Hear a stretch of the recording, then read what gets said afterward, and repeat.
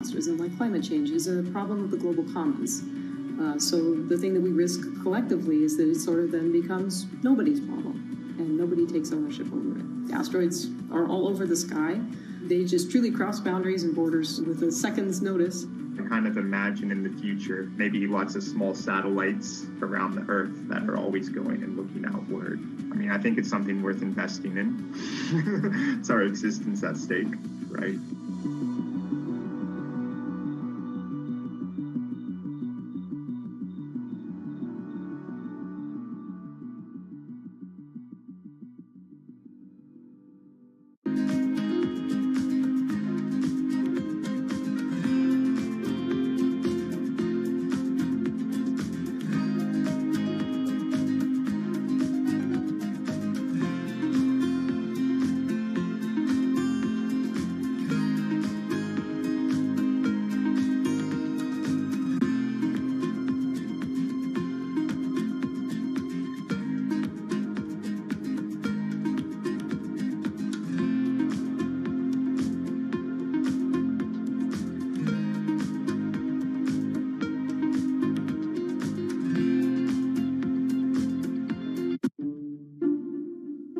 The pandemic has affected everyone in different ways. Some pass the time by baking. Homemade sourdough bread. Do I need to say more? Some chose to binge watch Netflix. It's your game. Or maybe you started a garden oasis in your backyard. Next, I'm going to put my lettuces in. But for millions of others, I'm going to be posting stocks that will boom. They wanted to uproot the financial industry. Let's just lock it on up and take $15,000. Here's a stock that can change your life. I see a stock going up and I buy it and I just watch it until it stops going up and then I sell it. I have gained over $3 million. I want some free money. I don't think you can overstate the online communities or social media's influence on financial markets. A large group of inexperienced investors who discuss their plans on social media platform Reddit have shaken up the stock market in a big way. The stock that everybody's talking about right now is GameStop. Video game retailer GameStop is set to continue their head-spinning ascent today. The revolutionaries on Reddit are spanking Wall Street's ass. The more these stocks go up, the more the big guys are getting creamed and losing billions of dollars. This isn't a wealthy person's game anymore. Anyone can play it. I took up a little bit of a new hobby, and I am interested in day trading. As an investor nowadays, you don't have to look a specific way. You don't have to wear specific clothes. You don't have to be doing it from a trading floor on Wall Street in like a high-rise building in downtown Manhattan. The narrative of what's driving the markets is no longer being held in secret offices in New York and Boston of privileged people talking to other privileged people. It's right out in the open. It's on Twitter, it's on Reddit. From brokerage apps to Discord channels and subreddits to TikTok finfluencers, one of the last holdouts in the world of disruption, finance is next in line.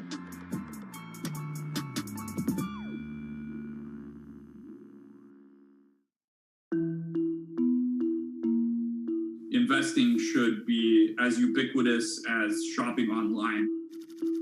That's Vlad Tenev, the CEO of Robinhood, the online brokerage app, talking about how he wants his app to disrupt the world of stock trading like Amazon disrupted the world of home shopping. And I think that speaks to exactly the mission that a platform like Robinhood has, which is to democratize investing.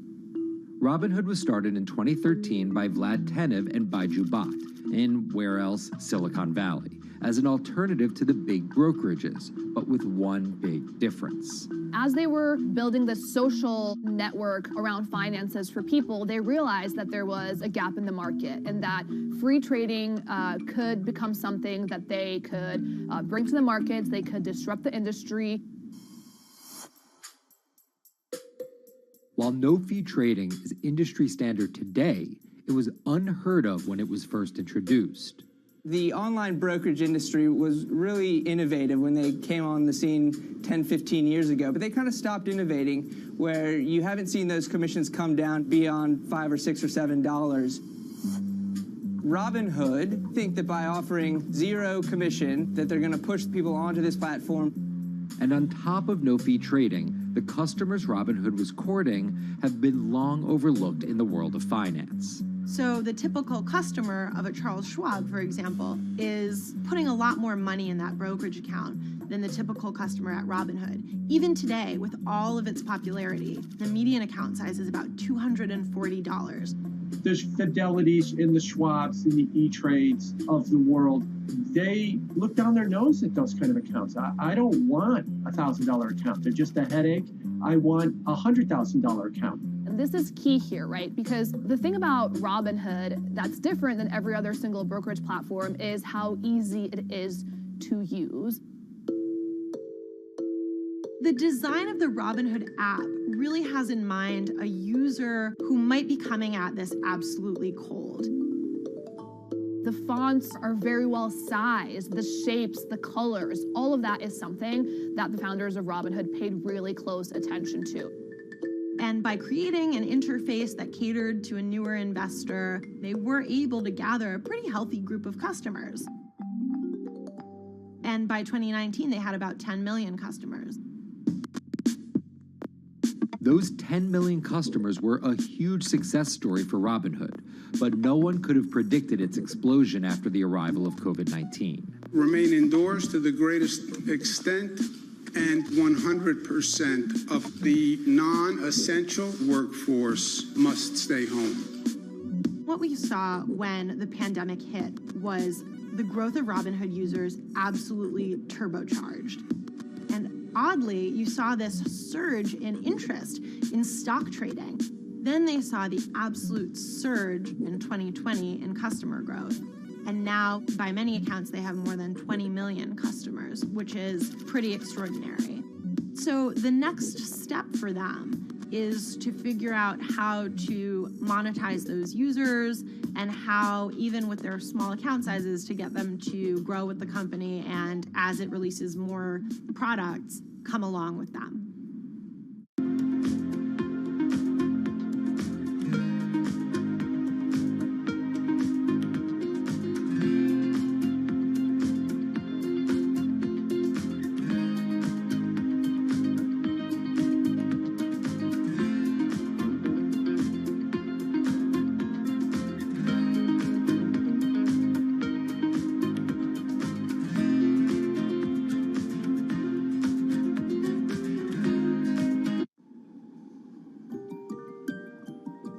Robinhood would become one of the COVID economy's breakout successes. Robinhood traders, as they're called, became the shorthand explanation for the frenzy of often speculative retail investing after the pandemic lockdowns. Kids wake up in the morning, they go on Robinhood. They're, in the shower, they check Robinhood. Kids are learning how the stock market works at 18 while they're at school, checking their phones in between classes because notifications pop up telling them what their stocks are doing that day.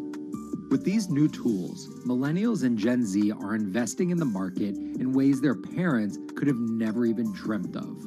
That is sort of key when we talk about the divide between older and younger generations, is that the younger generation is exposed to so much more information and tools at their disposal to do what they want in the market. The older generations, you never had the technology or the cost structure that you could play the markets like you can today. So you were stuck with giving your money to a professional investor and paying them a fee to do it. When I speak to young kids, they tell me, I'm making mistakes, I'm losing money. I'm not a perfect investor, but I'm 18, and by the time I'm 30, which will be, 10 years from now, I'm gonna have interacted with the markets for a decade. And so it's a learning experience more so than anything else. And you can look at it and you can say, wow, that's risk-taking, that's dumb, but if you could possibly shave 10, 20 years off your working life versus adding 5 years, I don't think you can fault people for that. But Robinhood is only part of the puzzle. Sure, you can trade on it, but without research, information, and data, you're just blindly throwing darts at different stocks and hoping to strike it rich. Wall Street forever has always run on what we now call narratives or memes. People telling rumors to each other have been around for 100 years. On Wall Street, information is its own currency. Historically, either you had it or you didn't, and the people who had it had a huge advantage. In the past, those narratives and memes didn't have a network effect. It would be one person telling another person over the phone. In fact, when I broke into this business in the 80s, a lot of people used to complain that they weren't on the call list to get those ideas. Social media changed all of that. Fast forward to 2021, that's being done on the internet now. And that's being done on Discord and Twitter and StockTwits and Reddit. And the impact is very similar, but orders and orders of magnitude larger. As social media has played a bigger part in our lives, it's also played a bigger and kind of more important role in how people find investing ideas online and on these platforms. How do those ideas spread? On TikTok. Yes, that TikTok. Soon may the weatherman come to bring us sugar and tea and rum. People aren't just going to it for sea shanty videos. The personal finance hashtag on TikTok has garnered 3.5 billion views from its 1 billion monthly active users. By comparison, videos found under the cooking and health tips hashtag have 2.6 and 2.1 billion views respectively. The trajectory of Robinhood and TikTok were literally on par. What happened in the stock market this week? So the word of the week is expectations. Absolutely essential that you guys understand the risks of shorting. And Kayla Kilbride and Kyla Scanlon are two of those financial influencer TikTokers, also known as finfluencers.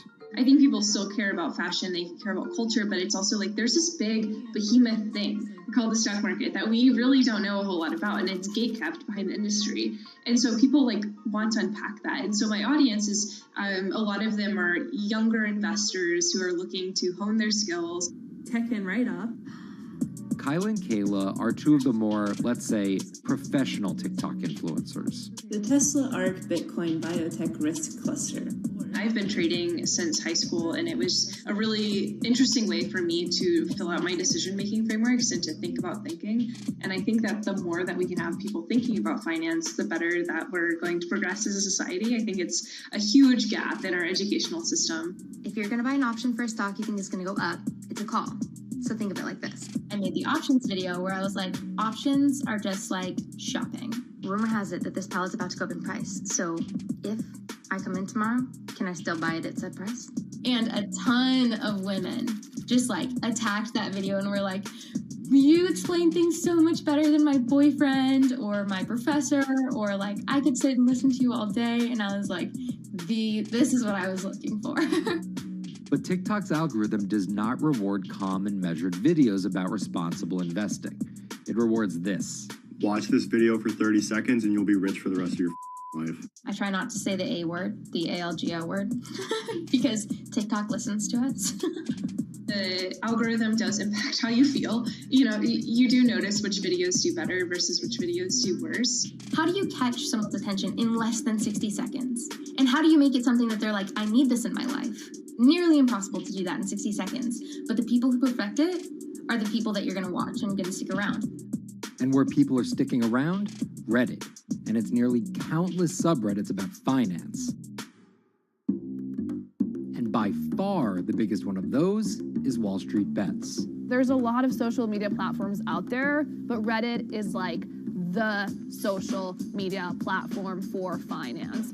Places like Wall Street Bets is where it all goes down. Started in January 2012, it wasn't long before Wall Street Bets adopted a 4chan-like etiquette, leading to their tagline, like 4chan found a Bloomberg terminal. We had all these unexplained stock moves, and we would be grasping for why stock XYZ jumped 20% in a day. And you would look at Wall Street Bets, and you would see people there talking about buying options in that stock, and it sort of, squared the circle, so to speak, and started making sense. And it was at that point that it was like, wow, we have to start paying attention to this. Some people on the platform really spend tons of time, and others are just looking for entertainment and to have a little bit of fun, effectively gambling or looking for an outlet, trying to make a little bit of money. Then on top of all of that, there were stimulus checks. Now, clearly this money is going to people who need to use that to eat, to live, but there's a lot of people who use this money to invest in the stock market. And it's not just stock tips. People quote-unquote YOLO their entire life savings or stimulus checks on a single stock. They post what is called gain and loss porn, screen-grabbing staggering hits and misses on stocks for the entire community to see. I'm about to lose everything. And while some of the people on Wall Street Bets are novice investors, the community contains multitudes. In one respect, what it did show us among these network groups is they are very sophisticated. They're not a bunch of ignorant people talking to other ignorant people. And this is where the pieces of the puzzle all come together to wreak havoc on Wall Street for a solid week in early 2021. It's pretty clear that the combination of more people having retail brokerage accounts and trading apps and more people being stuck at home looking for some kind of entertainment and some kind of community online came together in this very singular way. What came together is GameStop. Let's go back to the beginnings of what happened with GameStop a couple of years ago. On the boards like Reddit and StockTwits, a lot of people were talking about GameStop as being attractive value. Some of them are even, Wall Street alums who left the industry and now still have access to tools that they can use to improve their financial well-being and make very good decisions. And I think Roaring Kitty is a perfect example of that. GameStop is one of the most compelling asymmetric opportunities in the market today. Really, I don't understand how you could disagree with that. At the same time that this crowd was talking it up, the hedge fund institutional crowd didn't like this stock at all, and it had the largest short interest of any stock in the New York Stock Exchange going into late 2020. Short selling is a bet that a stock price will fall, and it's a fairly simple concept. An investor borrows a stock and then sells it. The investor is betting on buying the stock back later for a lower price before returning it to the original owner, pocketing the price difference. What a short seller would tell you is that they almost act as a policeman in financial markets, or they're at least looking for companies that aren't what they say they are. And that can range anywhere from an outright fraud that some short sellers try to expose to just a company that's not worth as much as investors think it is. The problem is, if the stock price rises, the short seller has to come up with the money to buy the stock back. And the more it rises, the more it costs. And that's what's called a short squeeze. And the hedge fund Melvin Capital was on the wrong end of that squeeze. Melvin Capital lost over 50% of its money in the month of January alone, just from being caught in the short squeeze of the stock. This is where the disruption comes in. One of the most wild stories you're ever going to see. GameStop shares absolutely going nuts. In less than a year, the company's stock has jumped from less than $3 a share to almost $350. Cheers, everybody! Roaring Kitty has turned $50,000 or so investment into some $14 million. Whoa! Investors all over social media use the free trading app Robinhood to wreak havoc on Wall Street. They're actually piling on into some of these stocks to really hurt the professional short sellers. And they all used Reddit, Twitter, TikTok, and Discord to tell one another to keep buying and, quote, hold the line and not sell GameStop. People are getting cheerleaded for jumping in, buying at the highs. They're saying, keep going. And it was working too, until Thursday morning, the trading app Robinhood sent out this tweet. In light of current market volatility, we are restricting transactions, including GameStop. People were really angry. Robinhood was supposed to allow the regular people to play the same game these big boys are playing. But instead, we were all taken for schmucks, and they screwed us. Shares of GameStop are jumping again now that retail investors are being allowed to buy shares of the stock. But what we learned is that when people organize online, they have the ability to disrupt the market. And it was a big sign. The ivory walls of the institution aren't as powerful as maybe the institutions thought them to be. I don't know if pumping up GameStop was the best use of billions of dollars, but I think that as a signal to society, it was pretty interesting and powerful. The GameStop saga was so impactful that both Vlad Tenev and Roaring Kitty were called in to testify before Congress to clarify each of their roles in the saga. One thing that's emerged from the congressional hearings is that They're interested in how retail brokerages make money and whether they're keeping the best interest of their customers in mind. But it's pretty fuzzy as far as what they would actually do as a result.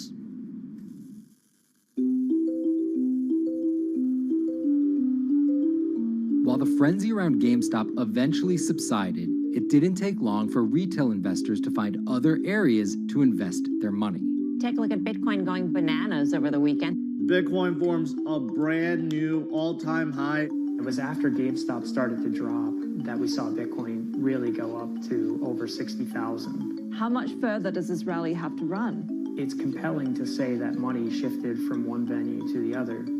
While correlation doesn't equal causation, there's a chart out there showing an inverse correlation on meme stocks going down and cryptocurrencies going up.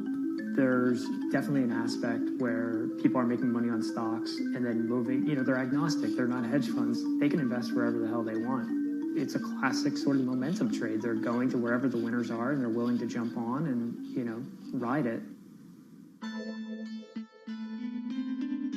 So whether it's meme stocks like GameStop, meme coins like Dogecoin, or entirely new ways to invest in art like NFTs, the new kind of retail investor is making its presence known. Over the next 10, maybe 15 years, you're going to continue to see, whether by choice or by force, that baton go from older generations to younger generations. I don't think any single app is going to be the thing that disrupts. I think people are the disruptors. How people get ideas about what to invest in has become increasingly entwined with social media. And as social media companies govern more and more of our lives, the fact that now they're tied in more intimately to people's wallets is something that we might want to understand better. Usually what disruption, I think, means is technology comes in, whether it's blogs to the newspapers or online retailing to brick and mortar. They come in and they're in the same business, but they just do it in such a gigantic cost savings that it causes everybody to switch. Well, that's the risk that happens here, is that it's so much cheaper to just manage your own money. We're not there yet, but costs and conveniences are moving in that direction. So I'd say, Wall Street, you haven't been disrupted yet, but you could be in the coming years, and that the final chapter on this story hasn't been written.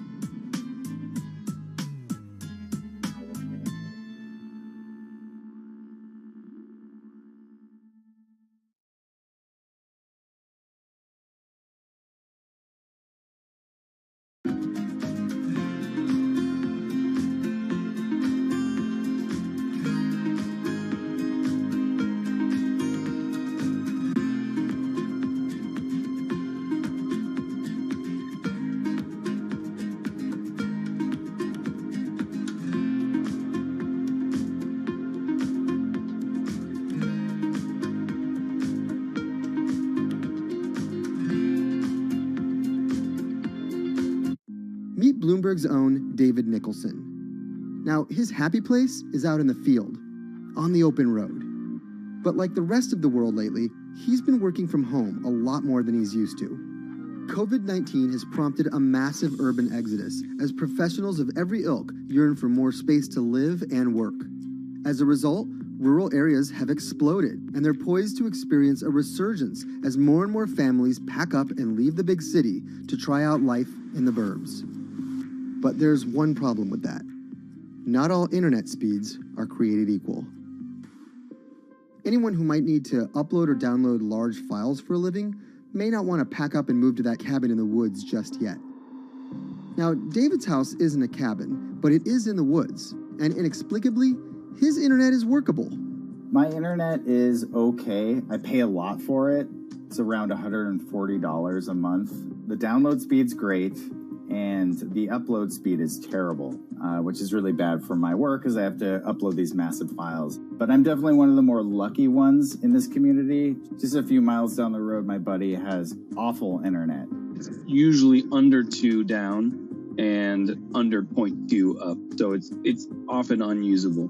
Some days it's around 1, and other times it'll drop down to about 0.2, 0.3. I just want to be able to have internet at my house without having to go outside the normal ways of acquiring internet. It's really frustrating. We're literally miles, a few miles away from downtown, and it just cuts off.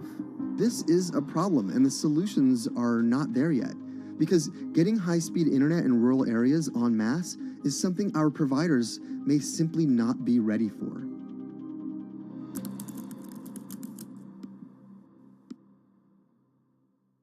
If your internet service doesn't have fast download and upload speeds, then you don't have high-speed harmony. You have. Americans on average pay about $70 a month for internet at home. But in rural areas, it could cost a lot more for a lot less service.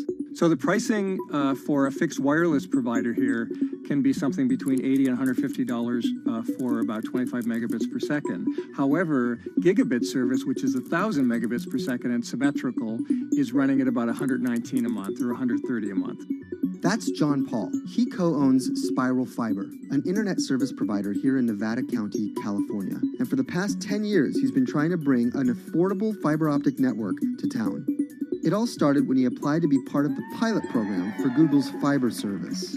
Across the country, civic boosters have been going to extremes, chanting, singing, Google in the morning, and marching, trying to get the search engine giant to look at their town. The internet these days is crucial to be in the world, to be a part of the world, and to be connected to your community. Google ultimately went with Kansas City, Missouri, which left Paul on a mission to get funding to lay out fiber optic networks for gigabit service.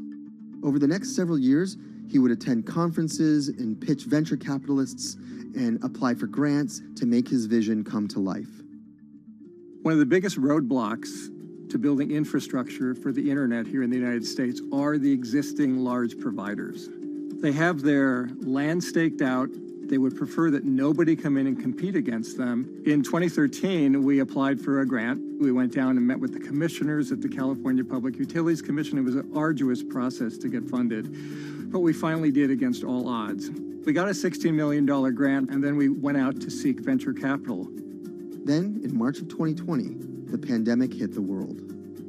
Everybody got locked down, and everybody came home, and everybody started using the internet. And I remember seeing on one of the local fixed wireless providers' websites, they've said, hey, we know you're all staying home, but please don't use too much video, and please don't use too much bandwidth. And I thought, that doesn't work.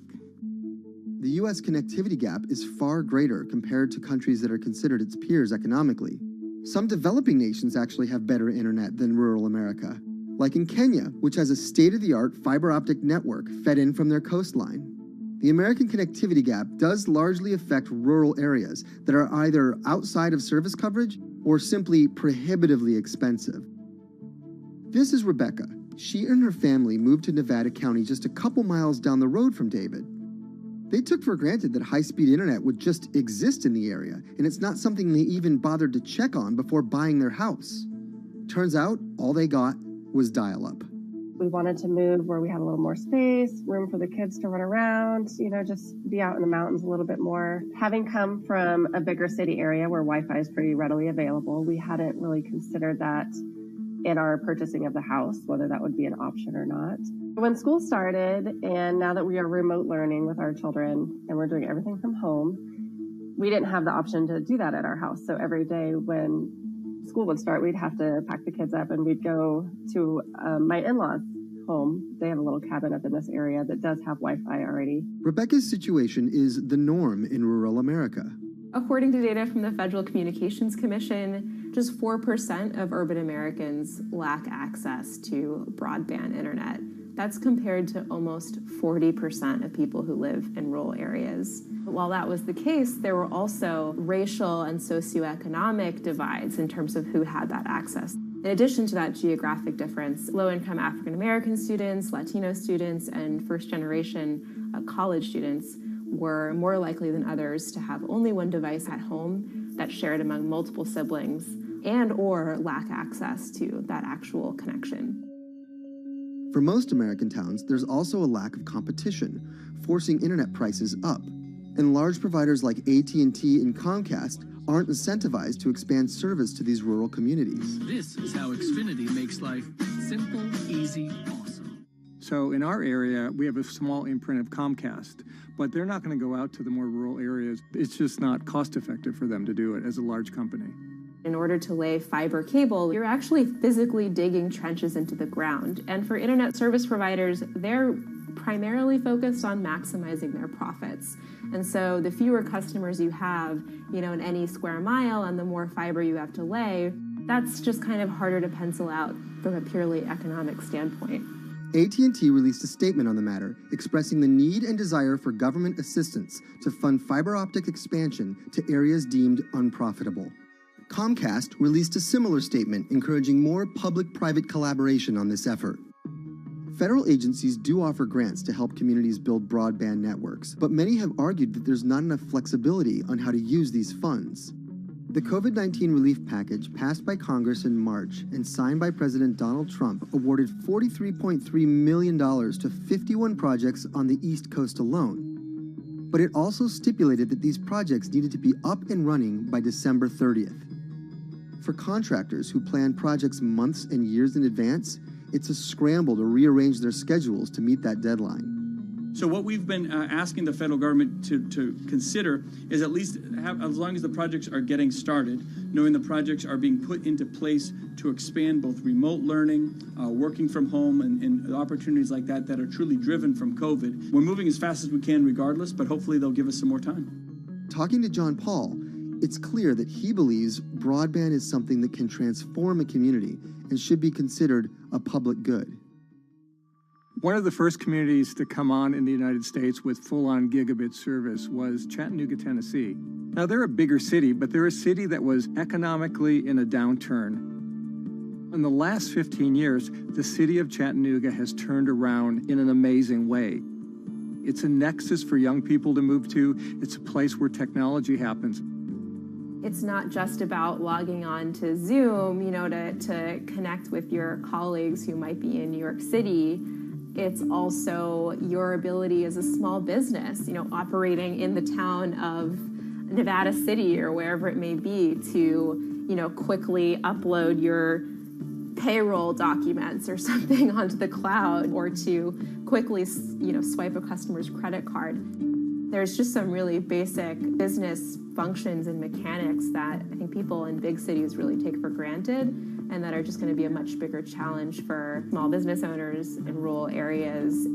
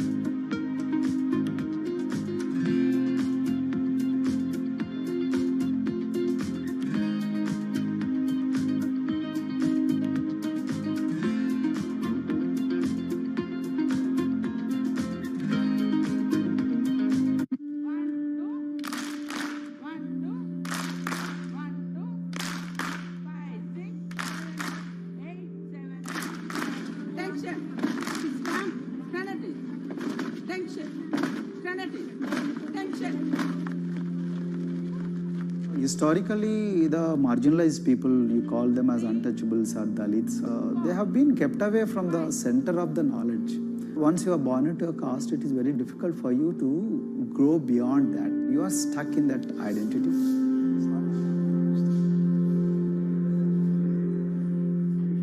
I think education is the best way of liberating them. So that's how I chose to work in education sector.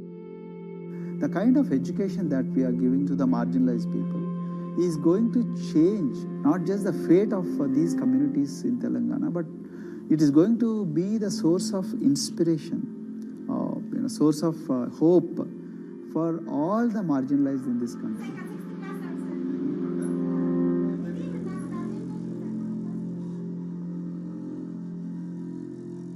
Greatest blight in India is the system of caste. For generations of Indians, the social code known as the caste system has defined how people earn a living and whom they marry. Although outlawed 7 decades ago, castes remain a significant factor in deciding everything, from family ties and cultural traditions to educational and economic opportunities.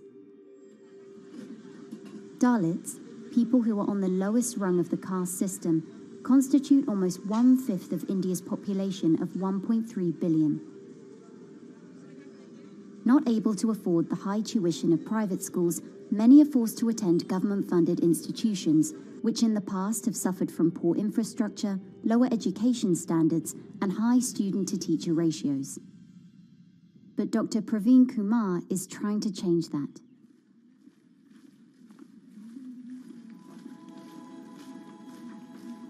I am currently working as head of Telangana Social Welfare Residential Schools.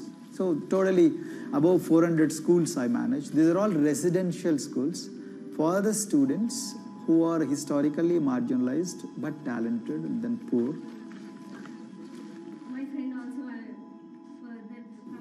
Of them, 60% are girls and then 40% are boys, because girls are more marginalized among the marginalized. Their voices are always suppressed. My approach to improve the conditions in the schools has been put your eyes and ears on the ground always. Talk to the parents, talk to the teachers, talk to the students, stay in the schools and then understand their problems, their challenges, both in classrooms and then the corridors and the dorms. Then go to the dining halls and see what kind of food they are eating, and then go to their homes and then what kind of food they are getting and what kind of challenges the parents have. One of the important changes that I brought in after I took over was to complete the transformation of mother tongue to English medium, because English medium, as I said, English is the language of emancipation, a language that connects you to the whole body of knowledge in the world. So we had to train a lot of teachers. Refer to the dictionary also, okay, and find out the new meanings, as well as describe about. Hey, Richita, how are you? Hi, Sindhu. Fine, thank you. And how about you? I'm fine too. It's been a long time. Identity is extremely important. There is a scientific evidence to prove that your sense of identity is extremely crucial to your growth as a successful human being in your life. If you accept an identity which is very humiliating, which reminds you of very painful past, I think that identity will not help you to grow. I'm not saying that you should forget your past. I'm not saying that, but that should not be the bubble in which you must live always.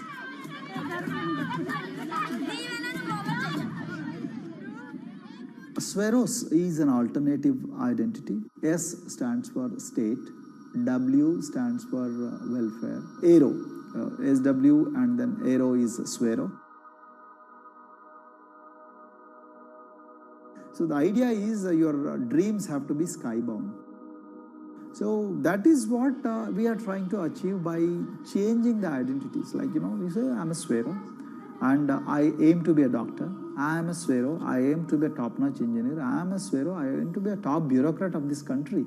I'm a Swero, I want to be a very good actor or a musician in this world. So these are the positive images that are associated with identity.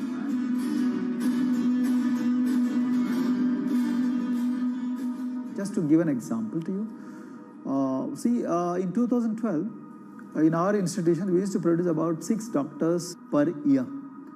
But because of our, this self-liberating ideology of Sveroism, we have, this year, we have produced about 189 doctors. This is phenomenal for any poorest of the poor people. You know how difficult it is to get into medical colleges in this country. So, but today, because of this ideology, the students have been able to achieve this, feat. Pujita has been a farm laborer, and her parents themselves are agricultural laborers. And then this girl used to sell vegetables, but thanks to the residential education institutions, She came to the Gauridoddi campus and then she toiled very hard for 1 year despite many problems. And today I'm so happy to share with you that she has joined one of the prestigious medical colleges in the state of Telangana, Usmania Medical College, and then in future she hopes to be a gynecologist. So this is the journey our children are hoping for. Similarly, the Mount Everest expedition. At Mount Everest expedition, we are very fortunate enough to place the youngest ever female in the history of this world on the peak of Mount Everest. How did this happen? It's all because of an ideology that helps you to liberate yourself.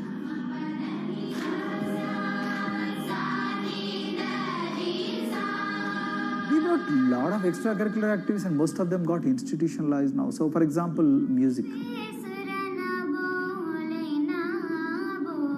Similarly, the games. We have so many coaching academy. We have boxing academy, we have wrestling academy, we have handball academy.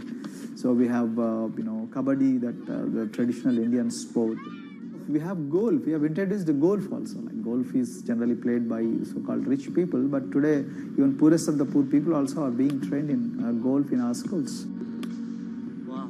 So our intention has been to give all 360 degrees, type of opportunities to the students, so that whoever is interested in whatever activity, they can go and then do it. Break the barriers, break the fence, at least mentally, because poor people have been programmed to be victims, programmed to be subjugated, programmed to be on the margins, always, programmed to feel inferior.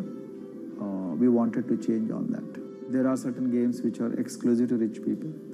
There are certain languages which are exclusive to middle class and upper middle class in this country. To put it in one word, the sole aim of introducing all these co-curricular activities is to break the stereotypes which are recklessly imposed on these people. Their stereotypes Dr. Kumar knows all too well. Born a Dalit, his grandparents were labourers and access to the village well was restricted.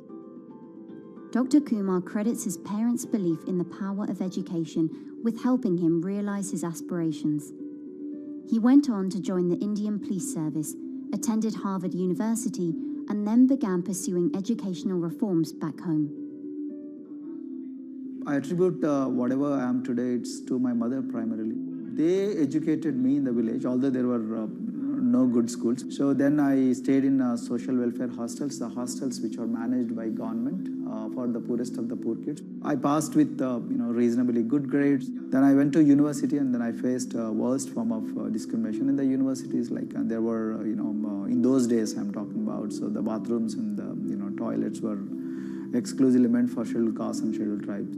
We used to fight discrimination on one hand and then again, try to excel in academics, day in and day out. So that's how I came to education, because I deeply believe that education is the only important weapon that can really, place the poorest of the poor people from a very victimhood orbit to a prosperous orbit. I think in future, this is going to be a game changer for the marginalized in this country.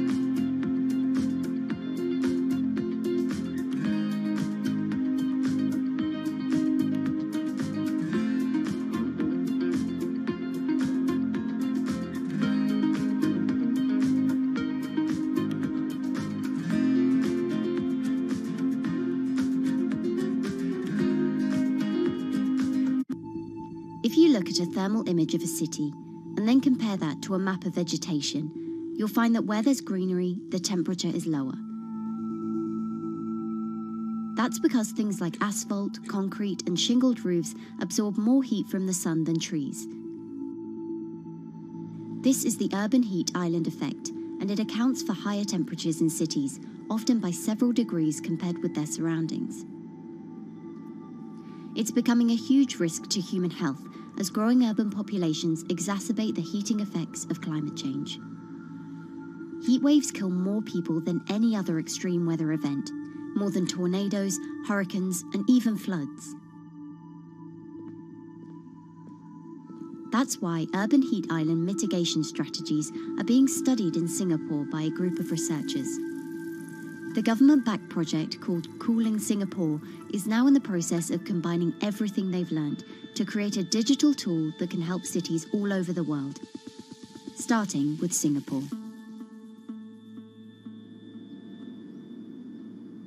In Singapore, close to the equator, temperatures regularly rise above 32 degrees Celsius or 90 degrees Fahrenheit.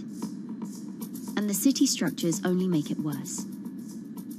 And that is also the case for Singapore, which is basically a concrete jungle, more urbanized, more developed city.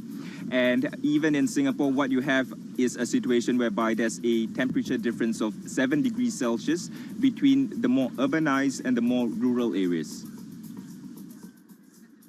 The government has taken drastic steps to keep temperatures down. This is Gardens by the Bay, an award-winning park, and inside this greenhouse is a pleasant 24 degrees. That's because the dome, along with 24 nearby towers full of thousands of people, is chilled by what's probably the world's largest underground district cooling system. It uses a large central plant that cools water and then pipes it into banks, residential towers, an exhibition centre, shopping malls, and the city's iconic Marina Bay Sands hotel and casino complex. So one of the biggest perks of using this system for the buildings is that they can save 40% in terms of electricity usage compared to your traditional air conditioners. And with Singapore relying on natural gas for most of its power, this new system means emission savings equivalent to removing 10,000 cars from the city's roads. That has big implications for the rest of the world. If things stay as they are, more than a third of the world's electricity could end up being used to cool buildings and vehicles by 2050. As the world gets hotter, gets warmer, there is a greater need for air conditioning and as well as refrigerators, for instance. And the more people are buying these household appliances, the more energy usage they use, and they release heat more, and that then exacerbates climate change. It's a vicious circle. And so since 2017, researchers at Cooling Singapore have been identifying design solutions that reduce our need for so much cool air in the first place. One thing many cities have in common, and that's the importance of vegetation. That's a very important measure to mitigate the urban heat because of the shading effect, of course, and the psychological effects of the vegetation, and also because of the possible evaporative cooling effect of the vegetation. Vegetation can be, of course, on the ground floor in form of trees and shrubs, and you can walk under them. This is the so-called canopy layer that the vegetation forms above us. But vegetation can also go up the facades of buildings, and it can go to the roof of the buildings. Luckily, Singapore has been striving for the garden city feel for quite some time. It was a vision initially introduced by then Prime Minister Lee Kuan Yew in 1967 to make life more pleasant for people. And today, Singapore is one of the world's greenest cities in terms of urban vegetation. Kampung Admiralty, a community centre that contains health facilities and social spaces, now provides more green space than the plot of land it was originally built on. It's topped by a roofscape of staggered terraces covered in local plants, which functions as a community park, and a village green in the centre that contains farm plots for residents to tend to. Park Royal on Pickering was designed as a hotel in a garden that doubled the green growing potential of its site. There's now 15,000 metres of sky gardens, reflecting pools, waterfalls, planter terraces and green walls. And the government has big plans as well. Singapore actually has a plan to plant 1 million trees and add more green spaces over the next 10 years. It is actually a mix of wanting to reduce the urban heat island effect, but on the other hand is also to get the people to be more connected to nature. But it's not enough. The city-state has still been warming twice as quickly as the world average over the past 6 decades. That's why Cooling Singapore has developed a catalogue of other potential heat mitigation measures. When you try to mitigate the urban heat island effect in a city or in any building, in a village as well, the first place to start is by shading of the windows. You have to keep areas clear so that the wind can move through it. Water of a certain depth can act as a very good thermal buffer. If you have to construct heavy buildings such as high-rises, at least you can make the surface, the facade, less heavy, and you can protect it from direct sun penetration. We have to make sure that no combustion engines will be in the city in the middle, in the medium to long-term range. So ideally, the electricity production is outside of the city, and you bring just the clean electricity into the city. You can at least minimize the use of energy in the city, and you can start to slowly convert the roofs, the facades of the city into production areas for renewable energy. In Singapore, unfortunately, this is a limited option, but in the long run, it could produce up to 20-25% of the energy, of the electricity needed in Singapore if all the roofs and the areas in the buildings, on the facades would be used to do that. With so many different ideas, Cooling Singapore is also designing a virtual model of the city to test them out. It's called a Digital Urban Climate Twin, or DUCT, that will calculate how each element of the city's design will impact the urban heat island effect. That means we model not only the geometry of the buildings digitally, but also we model the transportation, the insulation, the temperature, the radiation coming from the sun, the weather, the local climate, the even very, very microclimate of the city, the water, the movement of people in the city. We can invent scenarios, we can design scenarios, test them before we actually build them, and if they test very well and we are sure that they will function, then we can start to build them and put them into reality.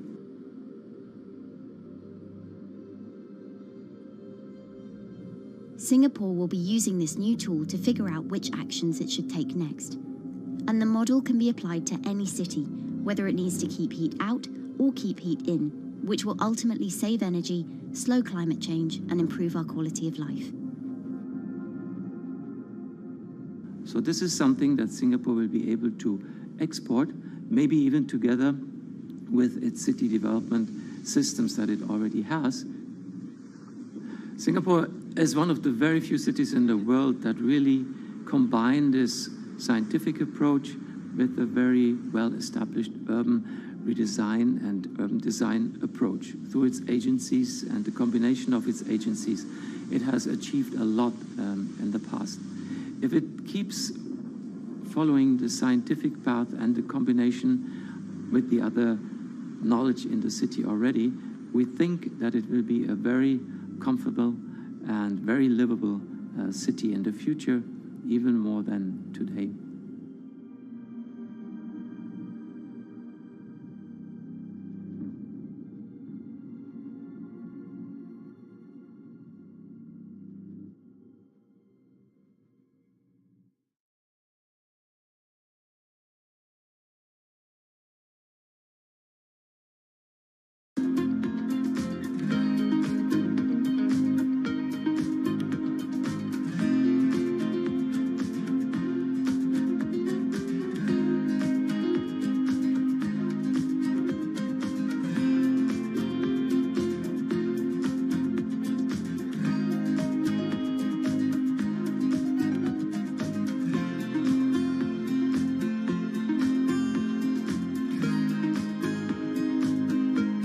Times are tough. Jobs are scarce. It's risky to be outside and around others. Seems like there's very few ways to make extra money during a pandemic. So I guess I'll just hunker down and binge social media until this all blows over. Wait, don't these people make money? How do these people make money?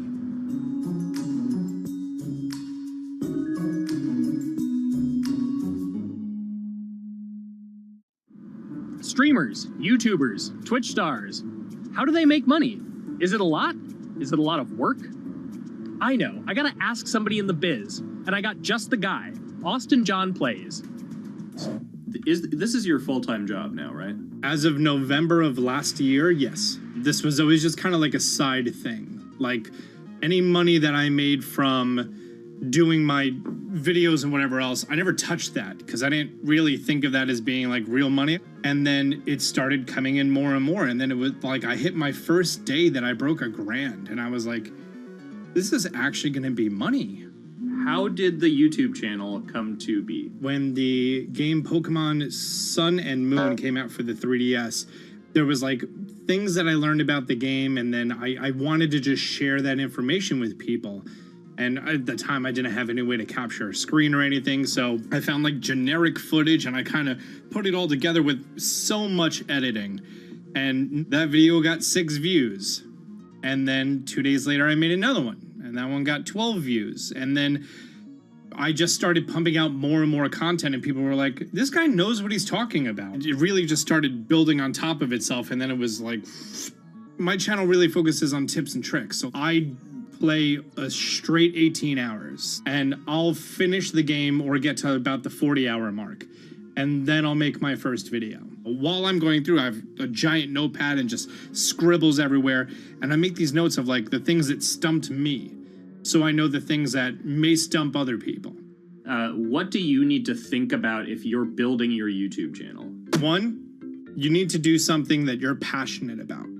Not that you like, not that you think you're gonna make money on, something you're passionate about. The other thing is something that other people are passionate about. It holds a special place to them. And third is, it needs to be something that people are gonna seek out information on. In order to enter into the marketplace, you either need to be better than everyone else, you either need to be faster than everyone else, or you need to be more accessible than everyone else. And you can't be more accessible because it's already on the platform. Granted, if you understand how the algorithm works, which is very similar to Google Analytics, then yeah, you can have a little bit of a head start.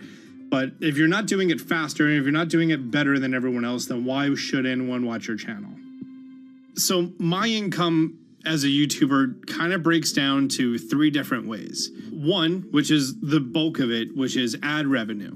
Whenever you go and you watch a video and then there's an ad and then you wait 5 seconds and you hit the bottom right corner and then you go on to the next video, or a non-skippable ad, or the video starts immediately, you get the little banner ads at the bottom, or if you scroll down from the video, the first thing that shows there is an ad. Those are the 4 different types of ads that can appear on every single YouTube video. And all of them pay a certain amount. It varies on lots of things, like the country of the person who posts it, the country of the person who watches it, the time of year, where you are in the quarter, if there's anything going on with a reduction in ad revenue. Like, great example, COVID-19, companies weren't spending as much on advertising. So because of that, CPM went down. CPM stands for click per thousand. I'm using the Roman numeral for 1,000. And that means that for every 1,000 views, you get a certain amount of money. Now, on low ads, when I first started off, my CPM was 30 cents. So every 1,000 views, I made 30 cents. But then once I signed with an MCN and I started making more quality content and more engaging content, some of my better videos and certain times of the year, I can see CPMs as high as $12 to $14. And there's a big fluctuation between, you know, if I post a video when there's no ads being spent, like January and February, that's the reason a lot of your favorite YouTubers and also TV shows don't post new videos in that time of year because ad rates are down. Why are they going to make content then? Instead, you're recording and you're bulking up for when ad revenue is higher. The second way that a YouTuber makes income is support, crowdfunding, things like that. When I first started off, Patreon was really the only option, but then they started rolling out supporters and members for YouTube channels. So whenever I have a live stream, you can click a button and then you can become a member, and then you get special icons next to your name. I believe they're called badges. Or on any video, you can hit the join button, and that helps support the channel. And then the third aspect of that would be merch. And for me, my merch has been somewhat basic. In fact, I'm wearing one of my t-shirts from last year right now. You have to endure the times that your first video gets 6 views, that you post it on Reddit and they say, shut up, and then an auto mod bans you. You have to go through that, because until you go through that and you discover why you're doing it, you're not doing it for other people, you're doing it for yourself. If you're not loving what you do, then it's not worth it. Huh. So make a channel about something that I'm passionate about. Oh, sweet. I guess I can make the channel about that.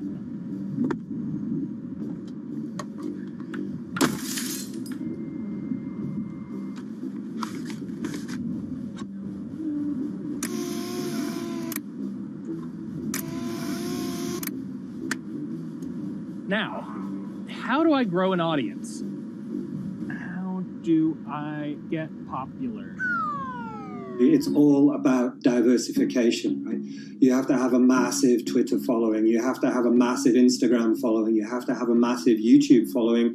Of course, you have to be on Twitch, which is the key platform. But basically, any way you can get in front of your audience, you can engage with your audience, is going to drive those clicks, which ultimately drives the advertiser revenue that you get back from all of these platforms. It's me and Dan playing video games and talking in a funny manner over them. They're not just people who are good at games, they're actually people who are good at online engagement, online entertainment, first and foremost. You have the right to remain stylish. Anything you wear can and will be used against you in the court of fashion. The streamer is either very, very talented at the game. The best player in the game is generally going to draw a crowd because people like watching people who are very good. On the other hand, they're either very, very good or funny, charismatic, whatever it is on that side. Oh, no. You know, it becomes more of a show where they talk about other things outside of the gaming world, and gaming becomes really just a backdrop and an excuse to engage with that audience. There were those weird, like, Ronald McDonald, like, straight to VHS movies. You remember those? I'm personable, I'm chatty. I would kind of, you know, when boring things were happening in the game, I would ramble on about, you know, movies I'd watched or books I'd read and, you know, or conversations I'd had and stuff like that. And so I think being personable was a big part of that. It's not just getting on and playing games. It's getting on and being an entertainer. You are putting on a show. All right, now let me go ahead and grab the samurai sword that every gym has. Okay, he's dead. To have a larger audience and to have that audience, I think, stay with you, you have to bring something extra. You know, you have to find your niche. You have to find what works and what connects with the audience and what makes them laugh and what makes them keep coming back. You gotta make it a little more exciting, all right? Throw in a hanging bishop. Have everybody in suspense for a moment. I think the real most important thing is to just get used to being on camera. Like in any sort of performance thing, is get used to talking on camera. You know, my first few videos were terrible, but because I sat down and did it for 6 to 8 hours a day, I just got used to talking and I got over that uncomfortable hump. If you go into Twitch purely with the expectation that you're going to make money, make a job out of it, have all this growth, and it's going to be great, you're probably going to burn out prior to getting to that point because there's very little payoff for a long time, right? Like multiple years generally before you really start to see a payoff. And so, you know, those first few times you're streaming, nobody is there. One person shows up every 30 minutes, says hi, maybe, and leaves, right? Like, it's very discouraging, I think, for a lot of people. And so you have to be there just loving it. You have to love talking to yourself when nobody is around. You have to love just the game that you're playing, all of that stuff, because it takes a while, and I think a majority of people burn out prior to getting to the like profitable point of it. And there you have it. My very own YouTube, Twitch, Discord, and streaming channels all ready to go live. It's a veritable social media ecosystem just on the verge of thriving. So, don't forget to smash like and subscribe, and visit my Patreon for perks. Also, go to my merch page. And one last thing, stay cool, my friends.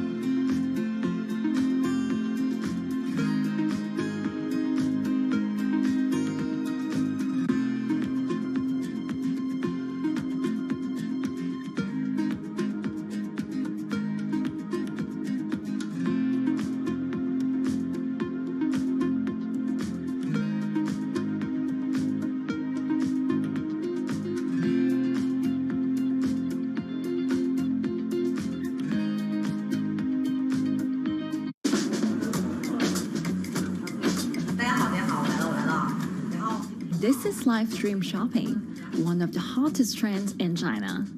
Every night, tens of millions of people watch live shows hosted by influencers like Via and buy the products they recommend. On e-commerce and social apps like Taobao and Douyin, the sister app of TikTok. 我觉得已经改变了大家的购物的方式。其实各种各样的产品，哪怕你不买，你也可以来看。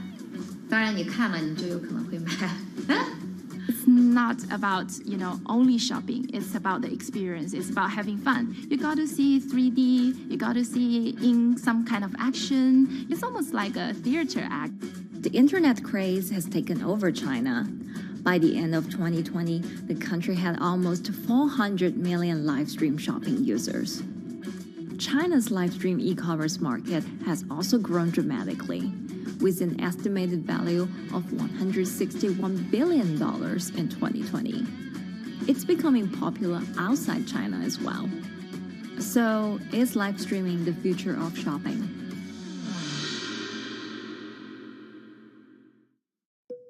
Live streaming is not a new thing. In China, it started in 2015 with the rollout of 4G. And it was first used for entertainment and socializing. Many live streamers performed for their followers or chatted to them, making money by receiving virtual currency and gifts. In the West, live streaming is mainly the domain of avid gamers. In China, it's broken into e-commerce. China actually has a very big e-commerce empire, so it uses these super apps, what we call that you have payment, you have search of information, you have recommendation system, and you have huge amount of goods available on the platform, and as well as a lot of consumers. So with this advantage, they merge these features of live streaming to make the influencers actually sell goods. Here is a perfect choice: nice neutrals, beautiful print, nothing overwhelming, and the warmth and comfort of flannel. This is item. Traditional TV shopping involves a one-way direction, whereby a host introduces a product, demonstrates certain things, and say, call this number or something. But live stream shopping is live. That in itself is a very, very big difference. It causes different psychology. And live stream shopping is a very entertaining way of actually engaging someone else. When you shop, actually, this live streaming video will continue. It will minimize into a corner, and you can buy the items and pay all on the same app. And after that, the live streaming screen will just enlarge by itself, and the promoter will come back to screen. So it's very convenient. Taobao, one of China's biggest e-commerce platforms owned by tech giant Alibaba, added a live streaming function in early 2016. In the following years, other e-commerce and social platforms like JD and Douyin also integrated this feature. 开头的时候还是有很多的挑战的，对画面的这个流畅，然后是否能够很真实的去还原商品，它其实在这个上面是有很高的这个门槛跟技术的这个卡口在的。不不管是我们的这个用户的接受度，还是商家的这个上手的这个难度都很高。但是这几年下来，基本上难点在不断被突破的。Over $70 billion worth of goods was sold via live stream on Taobao in the year through March 2021. Latest surveys show that over 60% of live stream users in China were watching shopping shows, and over 65% of them shopped at least once via live stream. In 2020, live stream shopping got a huge boost during the pandemic, when millions of people were in lockdown and many retailers were pushed online. People, during the lockdown, felt like there's a need for more social interactions. This live platform creates an interesting kind of environment that gives people the sense that I'm actually interacting with you. And then live stream shopping brings in a lot more variety of things that people could buy and satisfy, the sense of like losing control, especially during the pandemic. At the heart of this craze are the top influencers who have tens of millions of followers and sell products worth millions of dollars every night. They often use their star power to get bargains from retailers, which in turn boosts their own sales and influence. So if you think about China's live streaming, you have to know the king and queen of the influencers.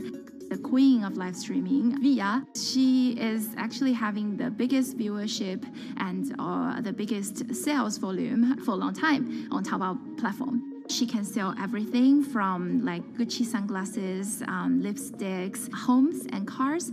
One time she offered her followers to go on a Tesla ride with her, and she even, for once, sold a rocket launch in her live streaming room for 40 million yuan. The king will be Li Jiaqi, more widely known as Lipstick's brother. He used to be a cosmetic sales before he turned into live streaming e-commerce, and he knows a lot about the cosmetics. So he's the one that will actually put the lipsticks on himself when he's on the show. Top live streamers like Via and Li Jiaqi have become celebrities in China and can earn millions of dollars a year. Although not everyone can be as popular, mid-ranking live streamers like Tiffany still earn a good income through sales commissions. 如果说单从收入方面来讲的话，那主播的收入是比普通的工作要高很多。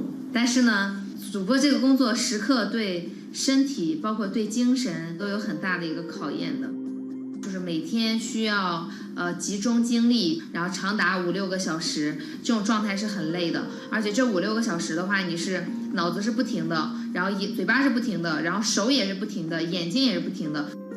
像我们做主播，不是说单一的只做直播一件事情，然后还会有选品的一些工作，然后还会有一些其他的事情排在里面，其实是没有个人生活的。那我觉得增强粉丝影响力的话，不是说某一件事情。可能今天做了什么事情你就增大了影响力，而是每天不断的内容的输出，粉丝不断的可能对你的了解，慢慢的信任你。里面有芝麻酱的味道，如果吃不习惯的话就慎买。A lot of successful live streamers are generally very good at communication.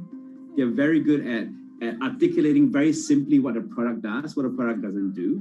In order for them to sell, they need to be trustworthy and appear trustworthy, and they need to, show in some ways that they're authentic, right? So for Via and Li Jiaqi, they are able to articulate that quite a bit through their body language, through what they say. For example, Li Jiaqi will also sometimes say bad things about certain products because to him that's his honest opinion, and sometimes people want to hear that. And so they seem very credible, they seem very trustworthy, and don't forget, they're also very entertaining and very interesting. If you're familiar with Li Jiaqi, he won a Guinness record for like the most lipstick applications to models in like 30 seconds. So if you're able to create a lot of buzz with interesting things that you do, people who may not want to buy lipsticks will also stream in just to watch what he does. And then from there, you might get hooked. 这就是你一般女生出门的时候涂的口红的颜色。Live streamers also use sales techniques such as limited time or supply. This sense of scarcity can often encourage viewers to buy. The platform in itself creates and enhances some of these things because you see it live. Something we call social proof has taken over, meaning that, hey, other people are interested, other people are joining in, other people want the same product. and they add it in the chat and they ask questions and they say, oh, I want this too. What happens then? It makes the whole product even more scarce. But it's not just influencers. Local farmers, luxury brands, even mutual funds have also started their own live stream shows. Working with very top-tier live streamers can be risky. It's not necessary that the benefits will end up with the brand. So we see company executives opening their own shows. And we see like P&G have their own sales room, which runs shows every day as well. We also have like local governors in like small towns to sell their agricultural products. So the live streaming is definitely transformed the way product owners can think about how to reach their consumers. And it enables a lot of players to actually sell. Live stream shopping is going global.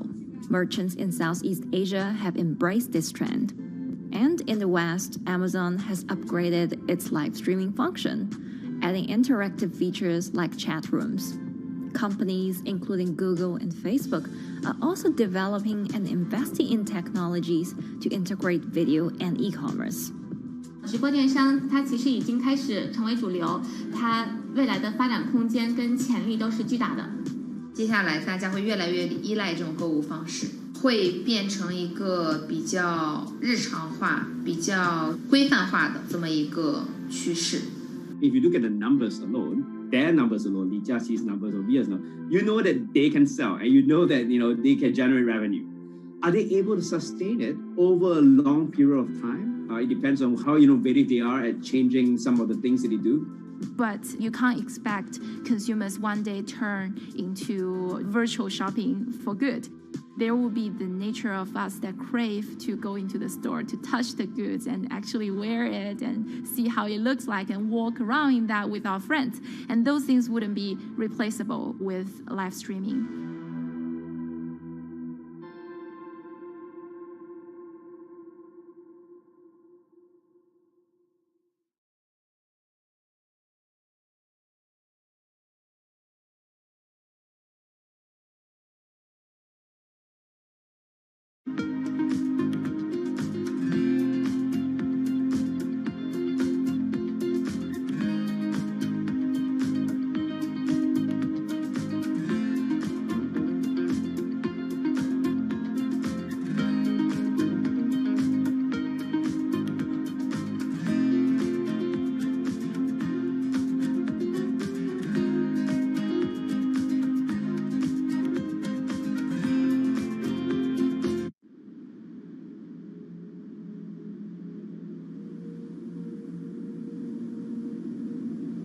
You could imagine that the oceans are actually the largest battery.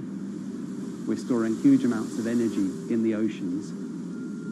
The wave motion can be very deep. It can extend down several hundred meters. And once it gets to the near shore, from about 50 meters, the whole water column is moving backwards and forwards.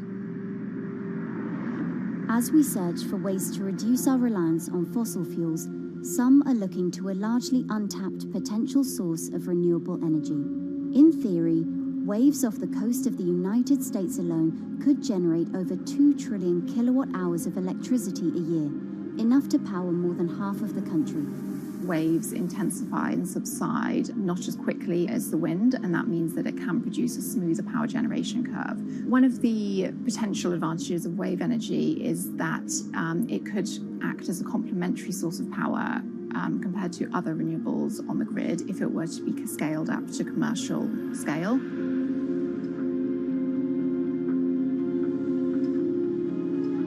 For decades, engineers have been trying to convert wave energy into electricity, but a host of technological and financial challenges have complicated their efforts. In the years from around 2006 to 2015, there were a spate of bankruptcies in the sector, and this was largely because of a lack of kind of continuous proven projects out at sea with reliable electricity generation. Since then, companies have been trying to develop the technologies at a steadier pace and with a smaller cash burn. But the same questions remain. Can companies develop devices and technologies that actually work? Is wave energy just a novelty or something that can become a major renewable energy source?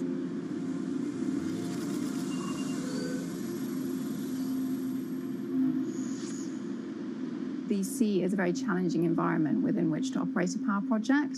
So seawater is corrosive and conditions are very rough. So this means that power projects don't have a very long lifetime, and it increases operating and maintenance costs. Partly because of that, many early wave energy projects hit rough waters, such as the Palamas Wave Energy Converter in Portugal and the Isla Limpet project in Scotland. But that hasn't stopped others from trying. Companies are focused on testing projects out at sea, proving their durability, trying to raise capital and bring down cost. The sector hasn't really converged around one single technology design, and companies are kind of undecided about which design works best.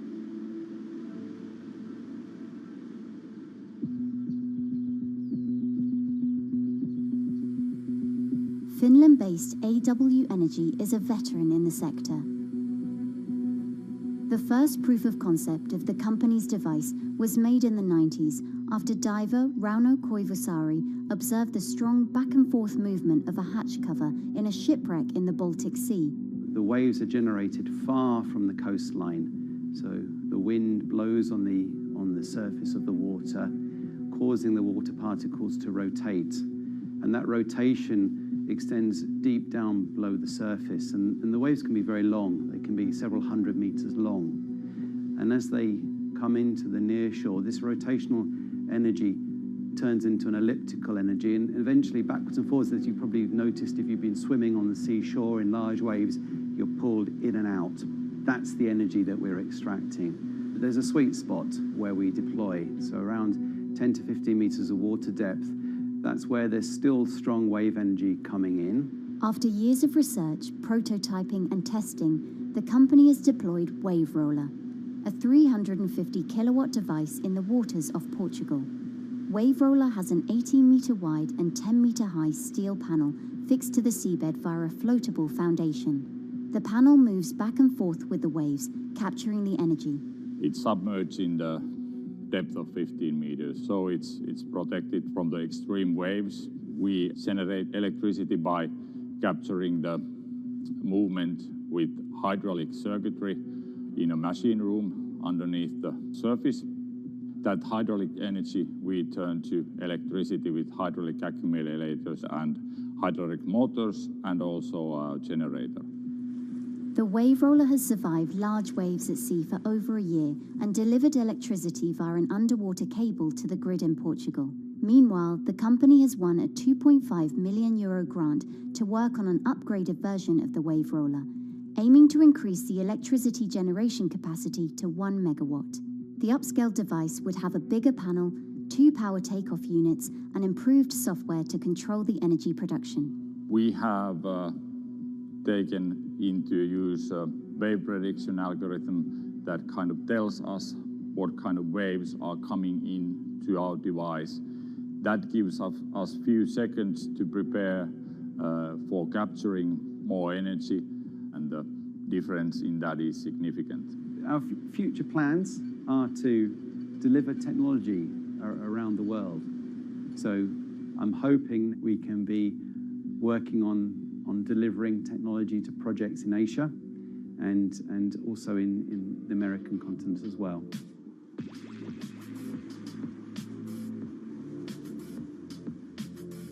Meanwhile, Israeli company Eco Wave Power is taking a different approach to capturing the power of the ocean.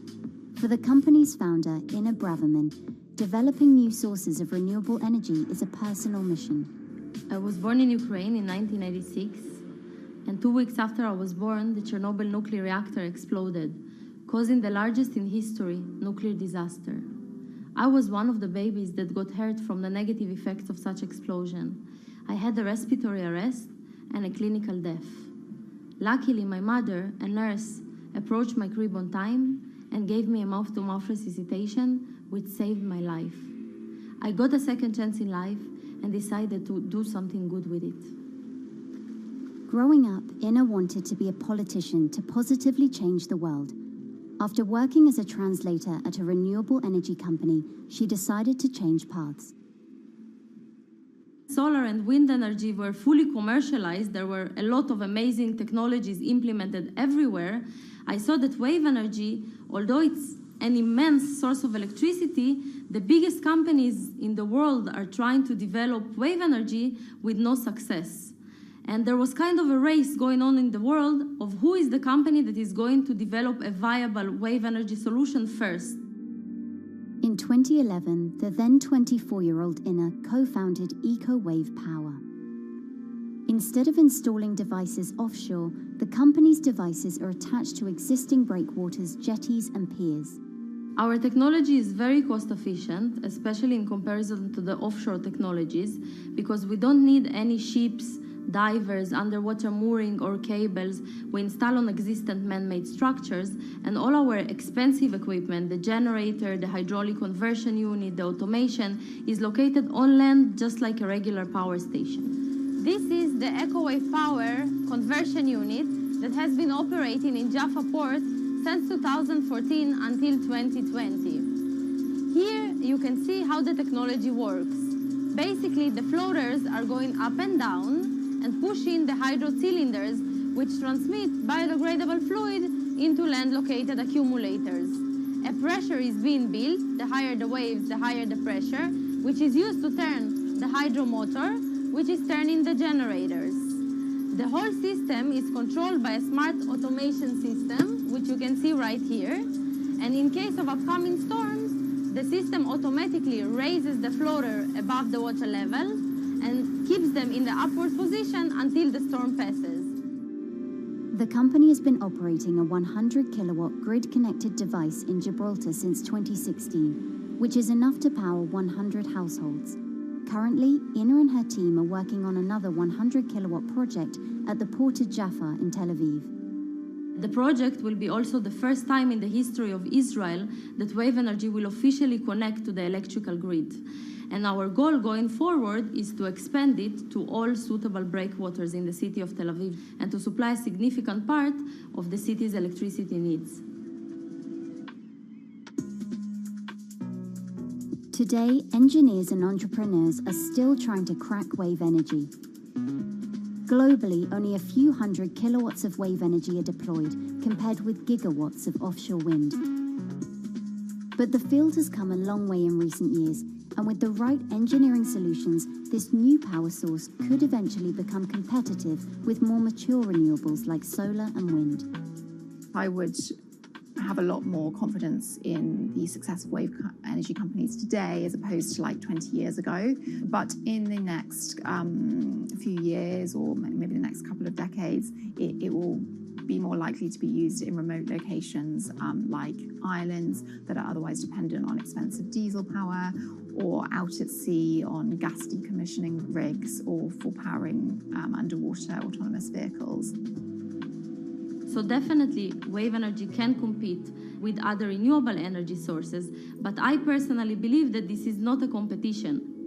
In order to have a 100% renewable energy friendly world, we need all renewable energy sources to work together.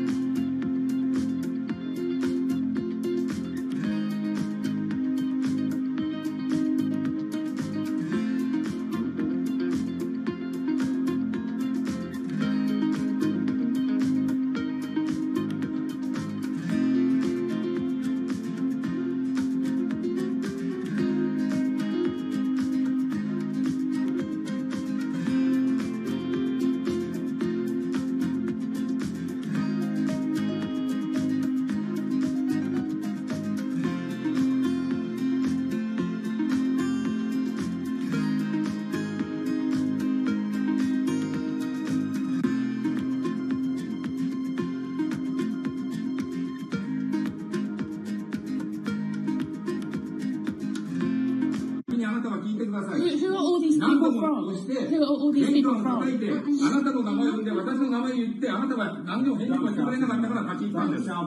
So can you please tell me? I'm not going to... please wait. You know, I've covered a lot of companies. I've covered a lot of Machiavellian companies where, you know, people play rough. I don't think I've ever seen anything on the scale of Nissan. He is making you, but you act from this side. I mean, it's corrupt. The system is... One of the most dramatic elements was Ravinder Pasi's home being raided by court officials in Yokohama. You scared my wife. You scared my children. I worked in Nissan for 16 years. So Rav Pasi's journey into the darkest recesses of the Japanese corporate world started when he was the general counsel, the highest corporate lawyer position in the company. In the past few minutes, Nissan has revealed that its chairman has been arrested after allegations of serious misconduct. He was tasked with investigating Carlos Ghosn. And he was told, conduct an internal investigation and get to the heart of the matter. And then along the way, he started to notice serious conflicts of interest. He is one of the few people who knows an extreme amount of detail regarding the alleged crimes by Carlos Ghosn. And he's now ready to tell his own story on the record about some of the events that happened.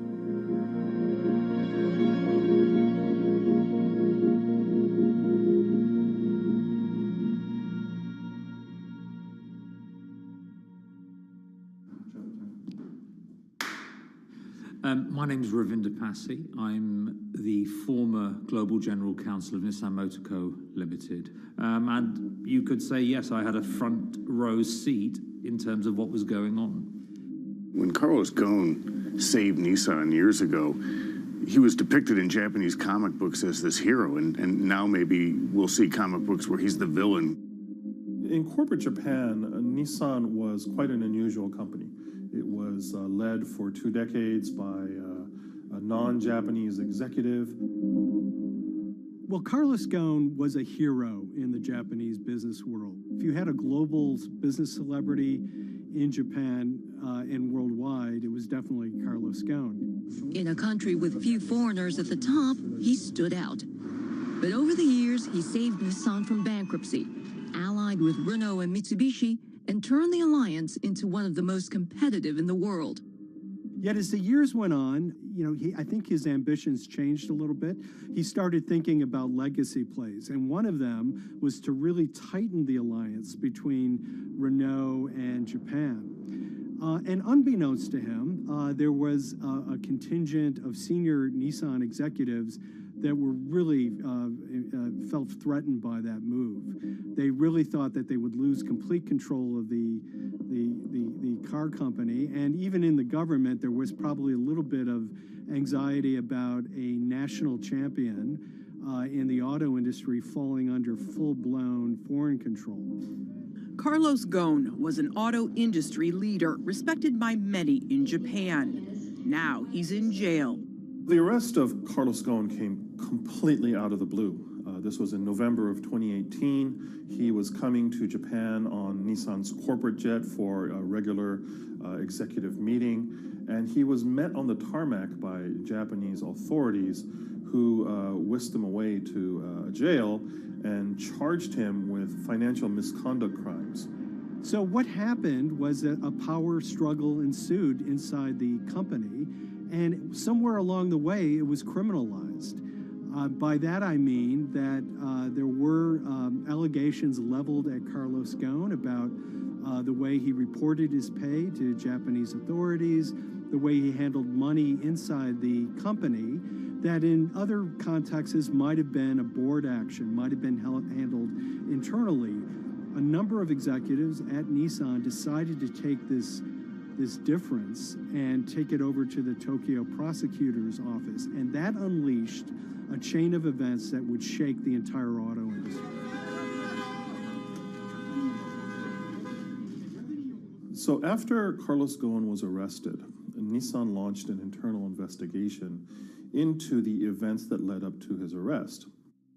So Rav Passi was tasked with investigating Carlos Ghosn, and he was told, get to the heart of the matter, find out what Carlos Ghosn did wrong and bring it to our shareholders.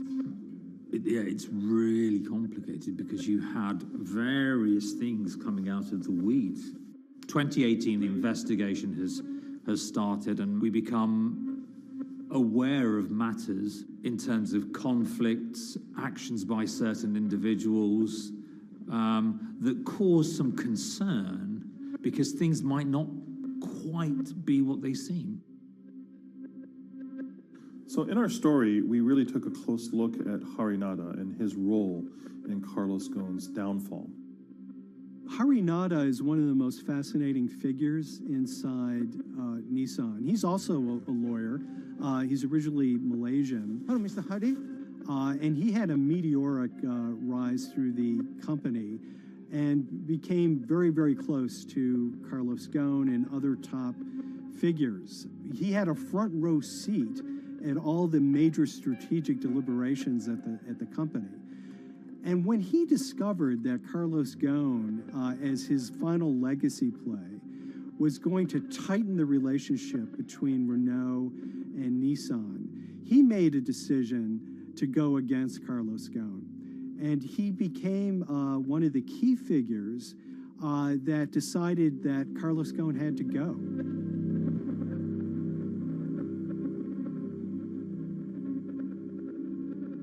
Harinada was somebody who actually recruited me into the company, so I have a long-standing relationship with him, or did have a long-standing relationship with him. For many, many years, he was a mentor. I had doubts about the credibility of the process right at the start. Harinada had a plea deal with the Tokyo prosecutors. Now, that suggests he was intrinsically involved in some of the wrongdoing, or the allegations of wrongdoing, and it just didn't smell right, just doesn't sit right. So there was a basic conflict of interest. In other words, Harinada had to deliver results to Japanese prosecutors to avoid his own criminal liability, and he's accusing and leading the investigation of Carlos Ghosn. Some of the people who had been involved in the original alleged crimes were also looking into the affairs themselves. Ravinder Passi began pointing out some of these conflict of interest issues. And the reason for that is essentially his concern was for the company. If the company's own investigation into itself was compromised, that could lead to a very weak position in various lawsuits that it was dealing with across the world. I had discussions with Harry, discussions with the statutory auditors about these conflicts, discussions with HR about some of these conflicts, because at that point, we reported into him. You know, at the time, everything was quite, as you can imagine, it was, we've got to do this, we've got to do that, we've got to move fast. But when you step back and look at some of these things, you just think, my God, what was going on here? Because me, members of my team, were being placed in immediate danger. Your chairman's been arrested, a representative director's been arrested. They both happen to be foreigners. And then now what we need to do, we're being instructed to do, is certain compliance professionals need to go into properties in Brazil, for example, and retrieve evidence. They've got to do it very carefully, because if they don't do it carefully, they're going to get convicted of criminal activities. And likewise, when a team of lawyers were commissioned to go to Lebanon. I mean, one of my immediate concerns was, why are lawyers from Nissan being sent to go to Lebanon to retrieve evidence? These are just lawyers, they're corporate lawyers from Nissan. You had revelations that a number of executives had benefited from share appreciation rights when they shouldn't have. I mean, you know, substantive amounts of money being taken by these guys when they weren't entitled to take them. And you do think, yes, how is this going to look later on? It's going to look quite concerning. So that triggered for me the sort of assessment that, well, I'm going to have to do something, because up until this point, I haven't put down on paper these conflicts and these issues.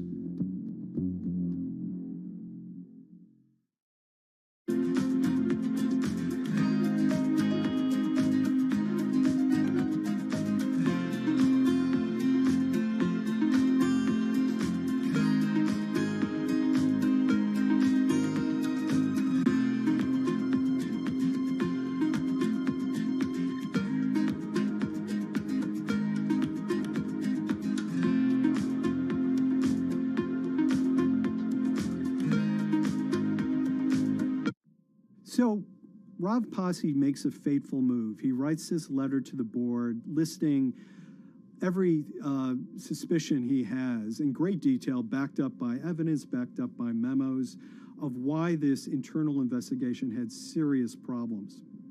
He sends the letter to the board and it's crickets. He doesn't hear much of anything. Nothing happened thereafter. Nothing at all. Just like it just gone into a black box. And he began to suspect that there was a desire, even at the highest level within Nissan, to kind of sweep these conflicts of interest under the rug.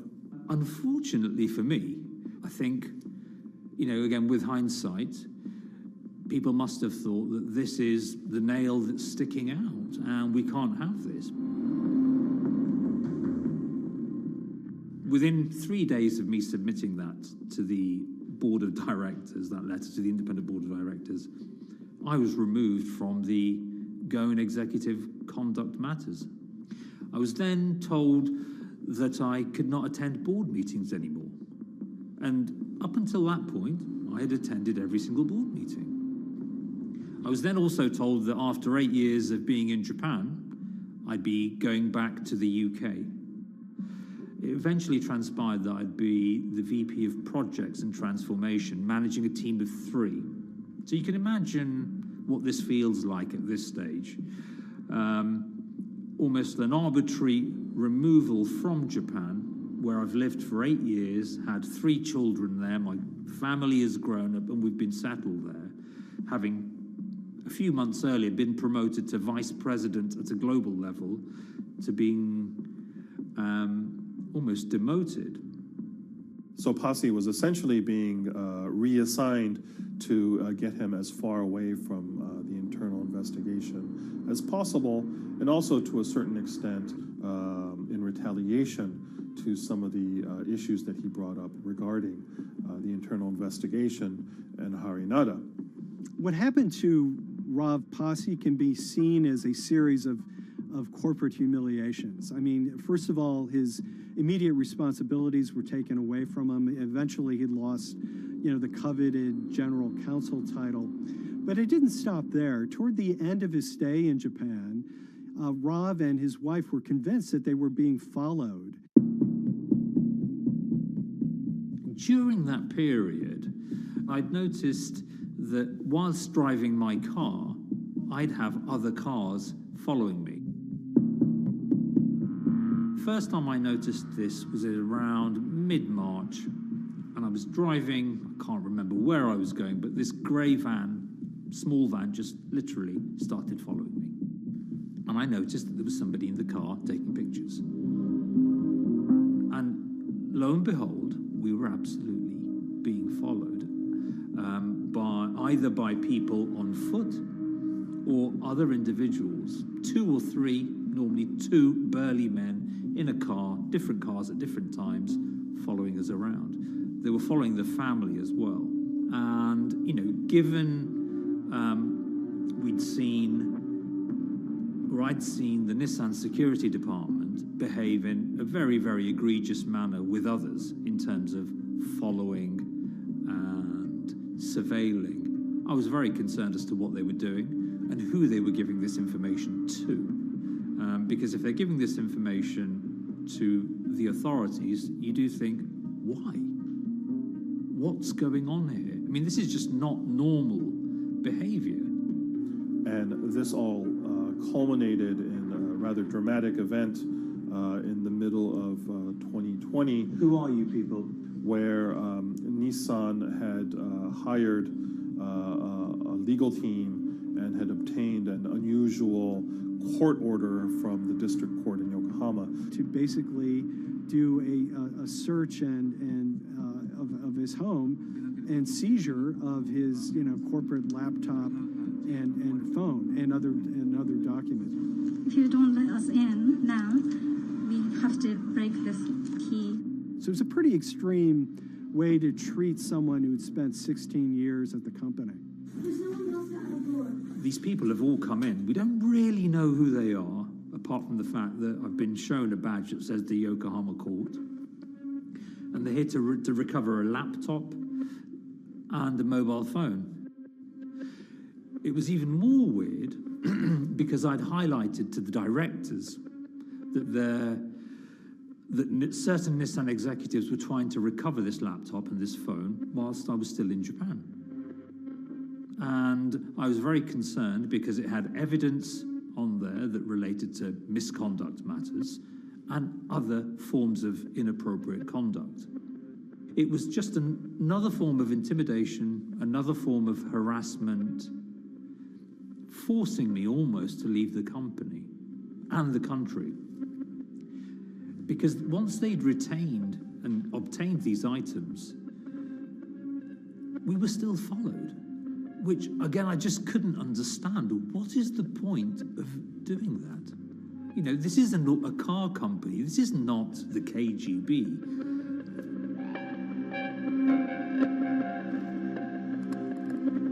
I think it's fair to say that Rav Pasi didn't have full battlefield awareness of all the intrigue going on at Nissan. I mean, Hari Nada is interesting because he's both charismatic and charming, and one of the most brutal corporate infighters one could ever run across. This is a confidential company email, right? You should not have this. If he had fallen into line, he would probably still have his job at Nissan, be paid very well, and continued his work. A career that he spent 16 years building at Nissan is irretrievably broken. It's been smashed to smithereens. He and his family paid a huge price, certainly. But in terms of being able to sleep at night, I think, he's come out ahead. I highlighted issues to the highest levels of the company so that they could be dealt with appropriately by those in charge. There was no response to those, and there was retaliation against me. What's really profound, like absolutely profound, is that none of your colleagues, I mean people who you have known for years, forget it. Yeah. You're on your own. Yeah. And you got to be ready for that. You've got to be ready for that. If you take it on anyway.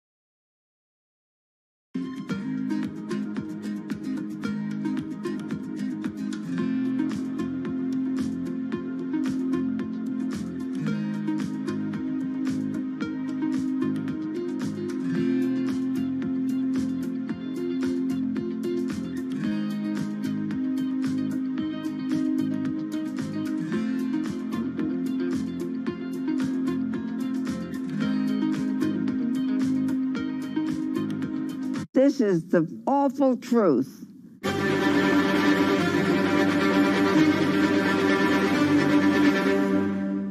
There's always someone in the family that's pushing it.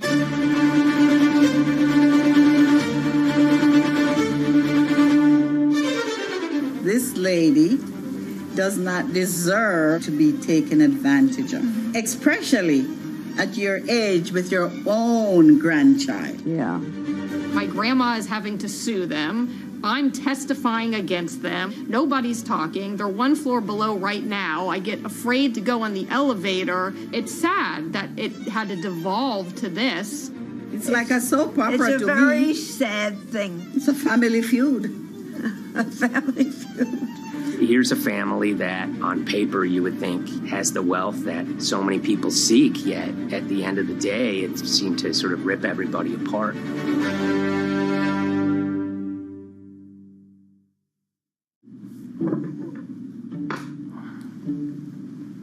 My name's Tom Schoenberg. I'm a senior reporter here at Bloomberg News, cover financial enforcement. I was approached by someone close to the Schottenstein family and asked whether or not I would be interested in writing about Beverly Schottenstein and this case that she had against JP Morgan. And it was immediately clear that there was a great story here to be told. So I started just, assembling all sorts of documents that the family made available to me. That included a diary that Beverly had begun writing when she started having suspicions about what was actually going on with her money. Beverly obtained her wealth from the Schottenstein kind of retail empire that has at times included Big Lots, Value City, American Eagle Outfitters, DSW Shoes. Beverly's husband died, and at which point they sold off their portion of the company, bringing them an enormous amount of wealth at around 1990. Estimates of her wealth were around $90 million. She, for many years, had that pool of money being managed by outside advisors. Her grandsons in the late 2000s had both graduated and were becoming financial advisors. She gave them a little bit to work with, and over time, her grandson, Evan, became the trustee of her entire estate. Managing sort of family money is not a conflict. In fact, some ways in wealth management, it's kind of how you get your start. It's kind of the seed that you need to sort of get going in the business. But Beverly started having suspicions that something was wrong probably in around 2016. Well, there were suspicious things, but taken separately without everyone talking about their own experiences, it was hard to really put it together. She had written a check to her caretaker, Dawn, that bounced. So she went down to her local Chase branch to sort of find out what was going on. She wasn't getting paper statements in the mail, so she asked them to print out a number of her statements having to do with her checking account and her credit card account. So we went to the bank and asked for the statements. And she got a whole year and going through all of them, page by page by page. And it was there she saw all sorts of charges that she said she didn't authorize or didn't know about. I was becoming very, very suspicious. I was starting to look in the money part, and that's what bothered me more when I saw that money was going, and I was not a big spender. Around the same time, Dawn, she starts noticing Beverly's son, who lived in the condominium below her, came up with Evan with a shredder and started grabbing papers in her office area, including some with JP Morgan letterhead, and just started sitting at the kitchen table just shredding documents over and over. Yeah, they came in one morning. They used to do it in the back. Through the back door, and they brought the shredder inside. And then they went in the drawers in the office and took out all the papers, and they started doing it. I was very suspicious because I know you don't go around and destroying papers. Beverly said that they had done this many times before. That's when she said to me, Dawn, I'm going to write my feelings in this black book. Diary. And it's a diary, and she started writing. Each day she would write a little at a time. Around the holidays of 2018, a package had arrived, a FedEx package, and in it were materials about a venture capital fund based out of the Cayman Islands. Dawn and some other family members take a look at this, and they see that Beverly is signed up for this fund to the tune of $5 million over the course of several years. And that was really the beginning of it. That was sort of the tip of the iceberg when it became obvious that something was going on, that my grandmother really wasn't aware of this fund. You know, Beverly started to panic. She got really upset and called, JP Morgan's headquarters in New York and asked for Jamie Dimon. She said she was told someone would call her back, but she says that never happened. She wrote a letter to Evan and Avi, and in there she laid out a number of things that were concerning her: unauthorized trading, the checking account. She had about $1 million worth of jewelry in a safe deposit box, and that her son Bobby had the key to that box, and that jewelry had gone missing. All this was kind of packaged in this, 5-page handwritten amendment to a will and trust. There's such an evolving narrative about why the jewelry was taken. The only truth we really know is that the jewelry is gone. But why it happened, there have been a lot of different stories. You just don't take your mother's wonderful things and hand it out. And they emailed that note to JP Morgan to seize all activity on her account. And it ended up setting off a firestorm after that. As soon as they got this email that there was a cease and desist and that she wanted to send her money and change brokerage firms, they were actually vacationing one floor below downstairs. They're there right now. The next day, Beverly's in her place. The granddaughter's still in her place visiting. Dawn is there, and up comes Bobby kind of barging through the door. And he's screaming about what was sent to the JP Morgan. They're now investigating them. And he's furious, takes his mother and sort of puts her into a chair, gets pen and paper, and she says physically forced her to write a retraction letter. They were pushing me around. It was a scary time. I was really afraid too. I had to take her to the doctor, and she did an x-ray because she was in so much pain. The locks had to be changed. The phone number had to be changed. I really thought we were going to have to hire guards to be outside just for protection. Oh, it was terrible. Horrible scene. Beverly brought her case before the Financial Industry Regulatory Authorities, usually known as FINRA. It took several months of hearings. She sees all sorts of transactions that's going on, hundreds of them that she claims that she never knew about, never authorized, but yet were logged in JP Morgan's files as having been direct requests from her. That included the sale of a large amount of Apple stock worth several $1 million, as well as all her stock in Big Lots.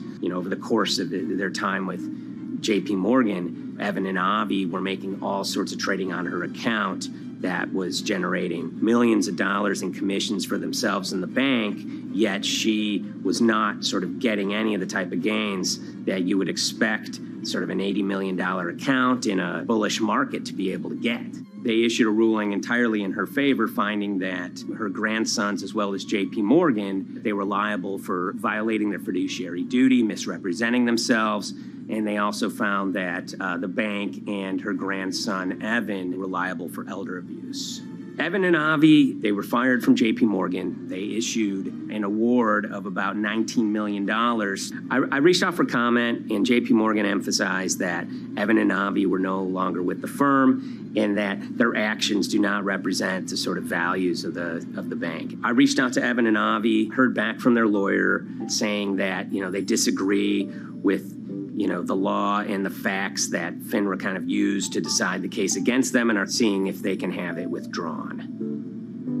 Her son, Bobby, wrote her a letter, said his sons weren't criminals, and he also admits to taking her jewelry. And he says he needed it to pay off some bad business debts he had. They never once came up to say, I'm sorry. If there had been an apology and some acceptance, and asking for forgiveness. From my grandmother, I don't think we'd be in the position that we are now. Since the piece came out, we've received dozens of messages from people, many of whom are telling their own sort of personal tales of, kind of financial advisors gone bad, or family members who got control of an estate and abused, those within. It seems that it's really resonated with a lot of people. I keep, hearing a lot of feedback about Beverly and how, a lot of people feel she did the right thing. You're never too old to stand up for yourself and try to right an injustice. She was adamant that she wanted to stand up for herself, but at the end of the day, they did wrong. It's a painful life lesson. Beverly taught them that you don't mess with grandma.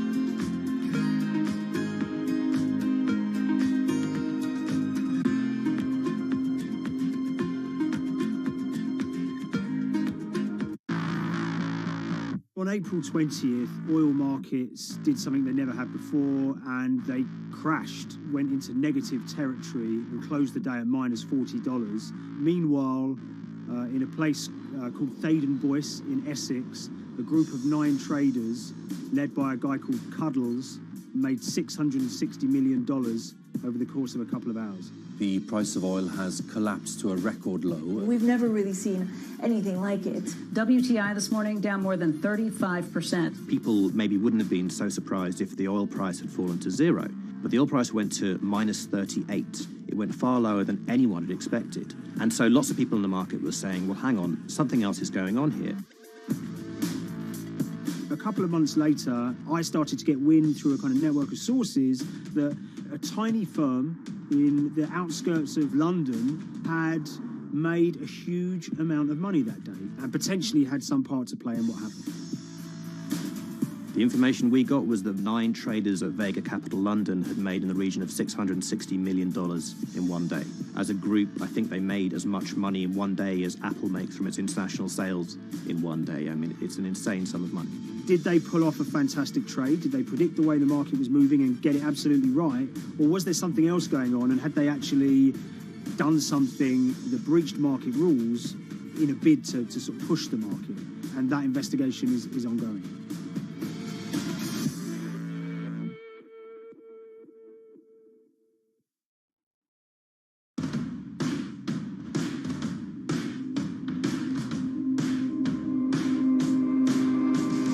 So Paul Commins is a trader who cut his teeth in the pits in the 80s and 90s. When everyone had a nickname, his was Cuddles. If you can imagine, that was a very sort of cutthroat type of world where people are doing, hundreds of thousands and millions of dollar trades by shouting at each other, giving hand signals, and then sort of scrawling on scraps of paper. The culture of the trading pits in London was very influenced by the working class guys who became traders there. They weren't like the city bankers that had gone before them. They weren't usually Oxford or Cambridge.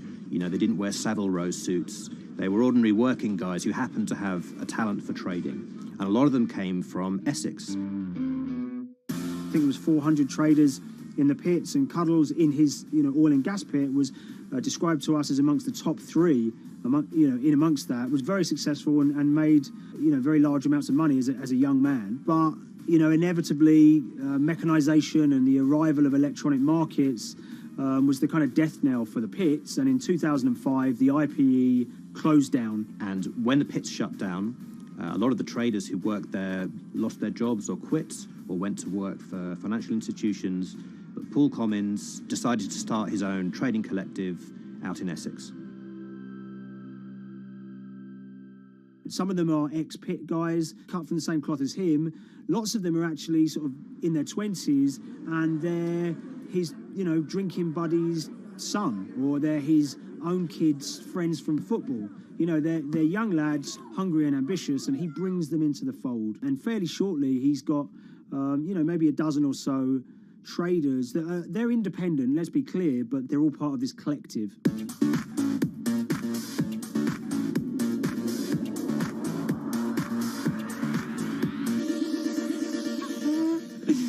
Yeah, I'll let Liam deal with Essex.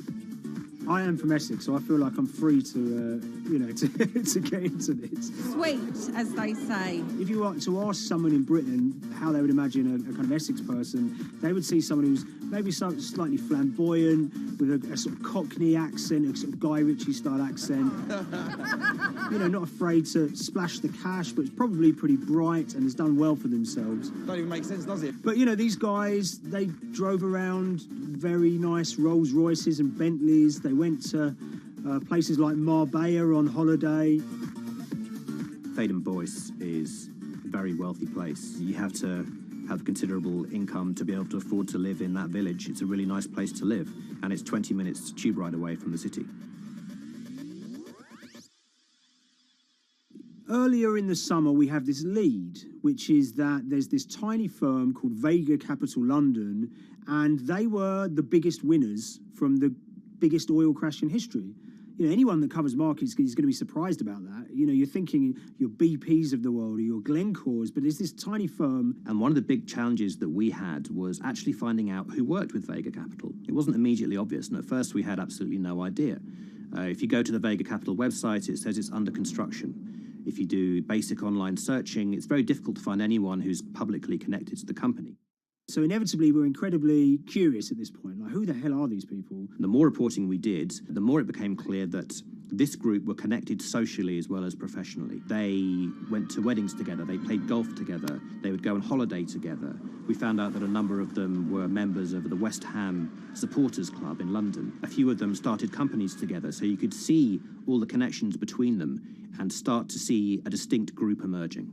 And it really just was this kind of shock that, this wasn't just like a hedge fund or a firm you'd never heard of. This was actually a group of buddies who all had the same experience on this day and had all made a huge amount of money. So if you're an oil trader, there's a number of different ways you can trade, and probably the most popular is WTI futures contracts. And it's basically a contract that says, I'm going to buy 1,000 barrels of oil from you at this point in the future, or I'm going to sell 1,000 barrels of oil to you at this point in the future. It's actually just a financial contract to gamble on to predict whether oil is going to go up or down. On the 20th of April in Essex, there had been signals for a while that this was going to be an exceptional day in oil markets. And we know that some of them arose early and started their trading in the early hours of the morning while it was still dark outside.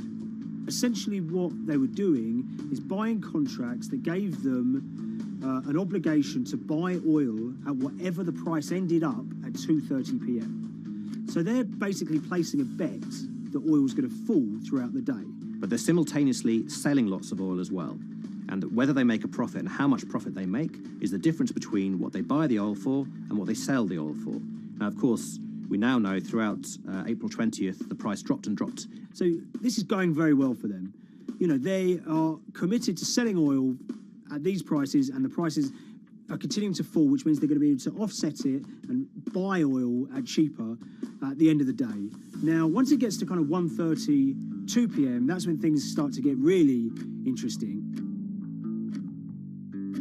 Suddenly there's a kind of influx of buyers and sellers, as desperation increases in the market and trading volumes go up. Now at 2:08 p.m. exactly, something bizarre and unprecedented happened, which is that oil passes into negative territory. And it fell to a record level of minus $38. We've never seen anything like it, period, in terms of the contraction of the global economy. That huge gulf between what they were buying the oil for and what they were selling it for enabled them to make more money than they ever thought possible. So their profit was the difference between, minus 37, and all of these positive numbers on every contract they sold. The price of crude briefly hit minus $37 a barrel. For one group of traders operating from a small office, it was a very, very profitable day. It's important to remember this had never happened before in the history of oil trading. No one could have predicted it. I can't think of another example of where you enter a trade and you get paid on both sides. You get paid both to sell and to buy.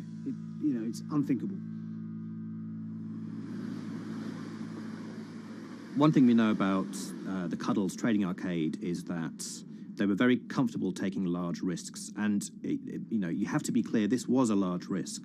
Yeah, we spoke to oil traders, both people that know these guys and people that don't, and they all say that this is, incredibly risky. And that's actually what stops a lot of oil traders doing trading like this. They simply aren't willing to stomach the risk. But Cuddles and his friends were.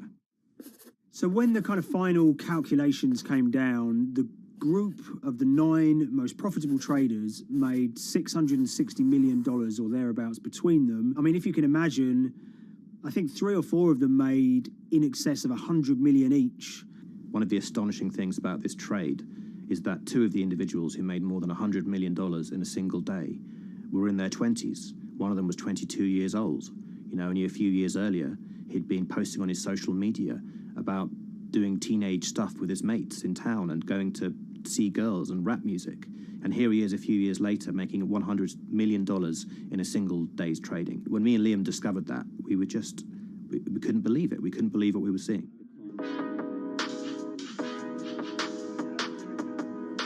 Oil trading is a zero-sum game. Anytime you're making money as an oil trader, someone else is losing it. Amongst the biggest losers were the investors in this Chinese fund, Crude Oil Treasure Fund.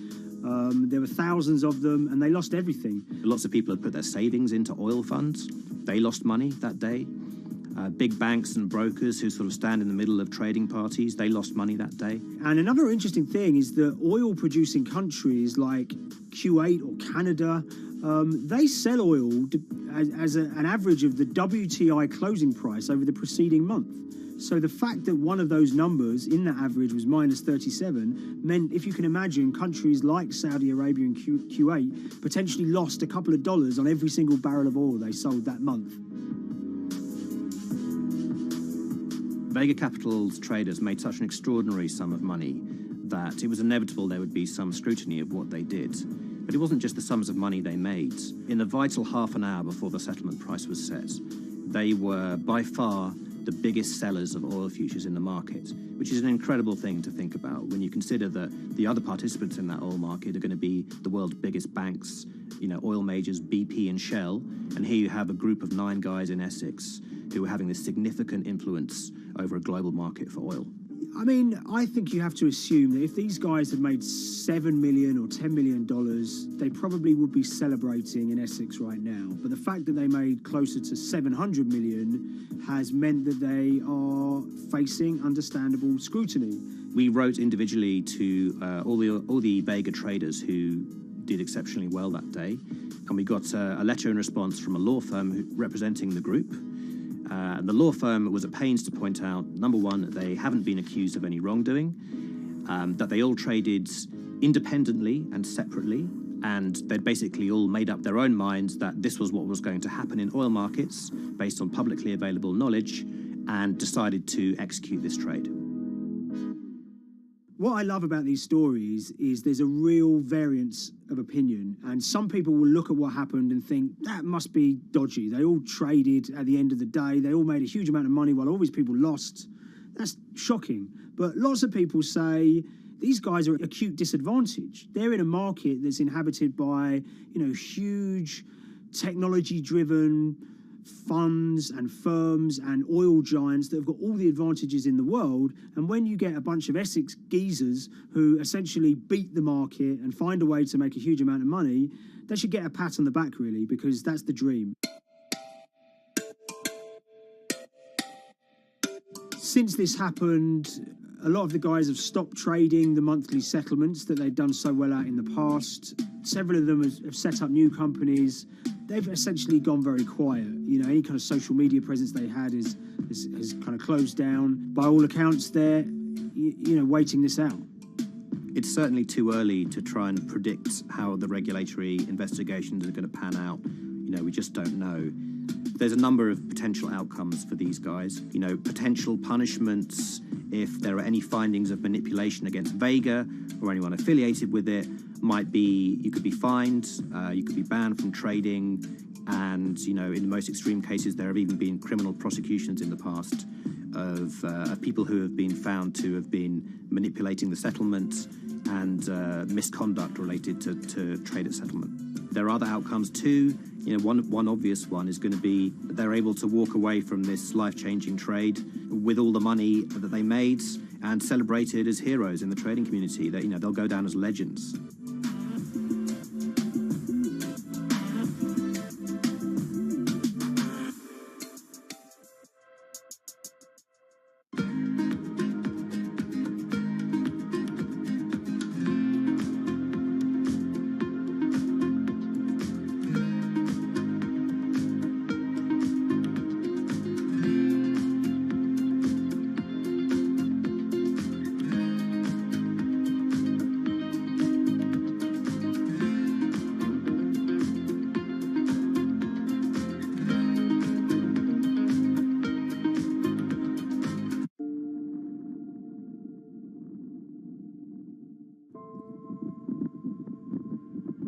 It's very important, given the nature of the climate crisis right now, for the general public to have an understanding of what progress is or is not actually happening.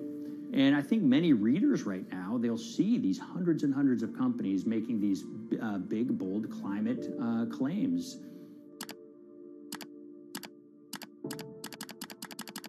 And they would be forgiven to think that we're well on our way to meeting the emission reduction trajectory we need to be on. And the reality of the matter is we're just not on that trajectory. And a key reason for this sort of disconnect is the use of offsets that aren't doing what they claim to be doing. We have a massive potential for sort of willful blindness. We can convince ourselves of things regardless of what the facts are. And so that's what tends to happen in these cases. It's not that anybody is setting out to commit climate fraud. They sort of walk themselves into a situation and they convince themselves of one thing, and that allows them to convince themselves of another thing. But at the end of the day, they're doing something that makes no sense at all.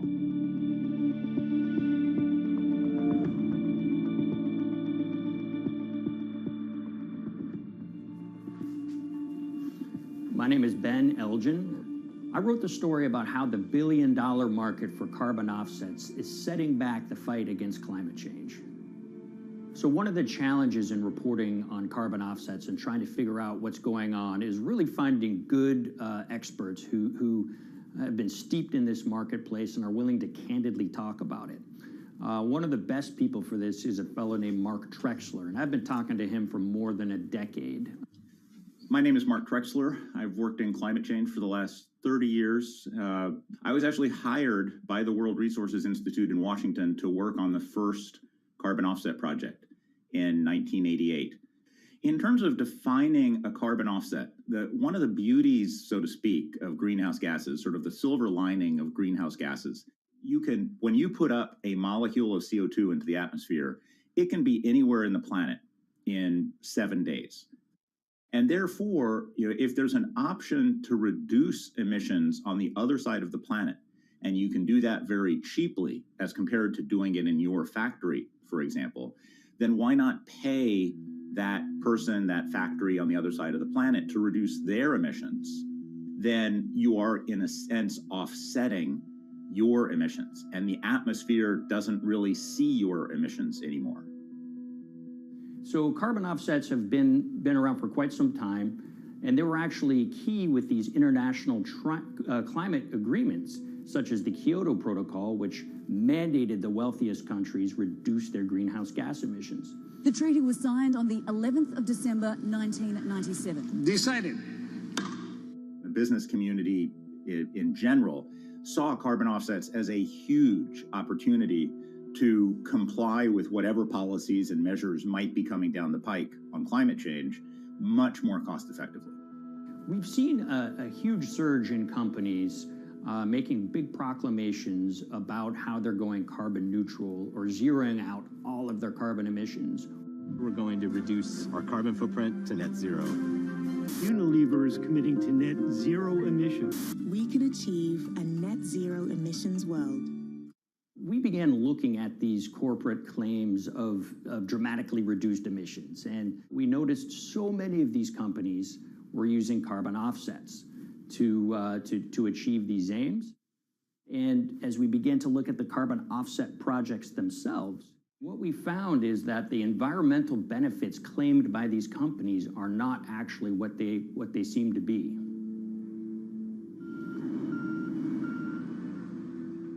And as we sort of saw and spotted a number of these very aggressive carbon offset projects, which appeared to be generating inflated credits or bogus credits, we saw a number of them were associated with the Nature Conservancy. This surprised us. The Nature Conservancy is the world's biggest environmental group. They have about $1 billion a year in revenues, and they've been around for 7 decades. They've preserved about 125 million acres of land, and they've done so many good works over the years, and they've been very strong in terms of working with corporate partners. The Nature Conservancy has taken a different approach, a very pragmatic and pro-business approach. They will not go out and criticize a big polluter, but they're very happy to work with them. Some might say that, well, that's selling out, but others would say, and those at the Nature Conservancy would say, these companies have deep pockets. They can help fund important preservation work, and we have absolutely no problem working with them on this stuff. So companies are very warm, and they've partnered with the Nature Conservancy for many years. And yeah, it definitely lends a sheen of credibility to these projects. Here's 20 new reasons to visit Disney World this year.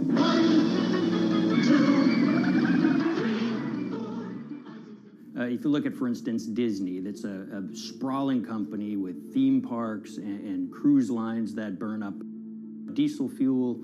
They have office buildings and television studios that consume electricity. So these companies are trying to make major reductions in their carbon footprints, but it's very difficult to change these fundamental ways their businesses operate. So Disney has been a big buyer of carbon offsets that are orchestrated by the Nature Conservancy. One of the projects that they buy from is called Pennsylvania Ridges.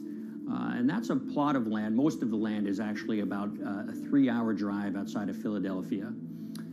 Interestingly, this land, 3,000 of these acres, was actually acquired by the Nature Conservancy in the late 1990s. This land was imminently threatened. There was a pending logging contract on this land. So they do what they've done so well for all of these years, which is they go out, they raise money from local philanthropists, and they go buy this land to protect it from developers and loggers.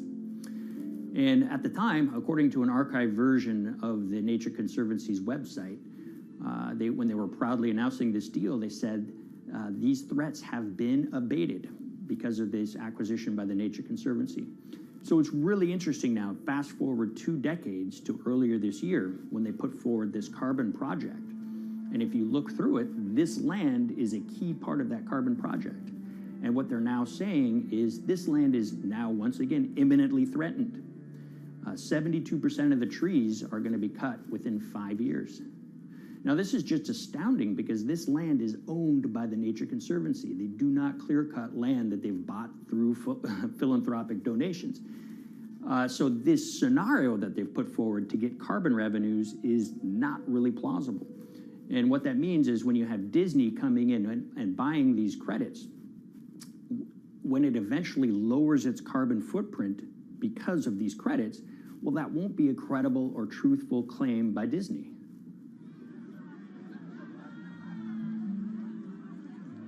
So this is an organization that truly understands the threat of the issue of climate change and is wanting to do its part to address this. However, in this situation, it just appears their drive, which they've had for decades, to increase the amount of revenues that it can use for land preservation work, Nature Conservancy and many others see that the carbon credits as a pot of money that they can tap into to further their own benevolent aims. But unfortunately, what this has resulted in is claims of climate progress that just aren't really happening. So the Nature Conservancy defends vigorously these deals, and they and others will say, look, our projects are just following the rules that these registries set up. So some would also put some of the blame on the registries themselves because they're setting up the rules which allow these vapid projects to get up and sold. So we've reached out to all of the companies we mentioned in this story, including Disney. They didn't want to be interviewed for this story, but they all told us that, look, we have to rely on the experts out there, and those experts, they say, are these carbon registries that have been set up. Most of these Nature Conservancy deals are set up and sold on this exchange. It's called the American Carbon Registry. Now, it's the oldest of these registries that allow voluntary carbon credits to be sold. They've been around since 1996. What these offset registries do is they set up rules, and any carbon offset project has to follow those rules. But there's this tension that's always there. If the rules are too strict, then it's going to be very hard for carbon offset projects to get up and running. So there's this balance going on where the registries want rules that attract projects, but they don't want it to be so strict where it will disincentivize projects from getting listed. One of the challenges with designing carbon offset systems is that there are normally two people at the table. You have buyers and you have sellers. And to some extent, you have policymakers, but you know, the buyers and the sellers are really the ones with the expertise, with the incentive to really participate hard, make a lot of things happen. And the challenge there is that both of them sort of want the same thing, or they're both happy with the same thing. They're happy with low-cost offsets and a lot of them, because that works for their business model. You end up, though, with nobody really representing the atmosphere, so to speak. Nobody's really representing the climate in those discussions. And so the policies end up biasing the whole system. And you end up in sort of a race to the bottom. And that's what we've seen happen. You know, when it comes specifically to the topic of carbon offsets, you know, I am a fan of carbon offsets in the sense that they can help mitigate climate change. They absolutely can. But, you know, if we're not going to do it correctly in a way that actually does help mitigate climate change, then it's nothing but a distraction. And, you know, after 30 years, you have to start wondering, is it really just a distraction? And that's really unfortunate, but that's where we are. Ultimately, what needs to happen is systemic change. You know, we're sort of nibbling around the edges with some of these different things. We need to change how we produce energy. We need to change how we transport ourselves. We need to change what and how we eat. You know, we need systemic change associated with transitioning to a low carbon economy. A lot of what we're doing today is not promoting systemic change. It's sort of trying to stick your thumb in the dike to preserve the current system. And at the end of the day, that can't really work.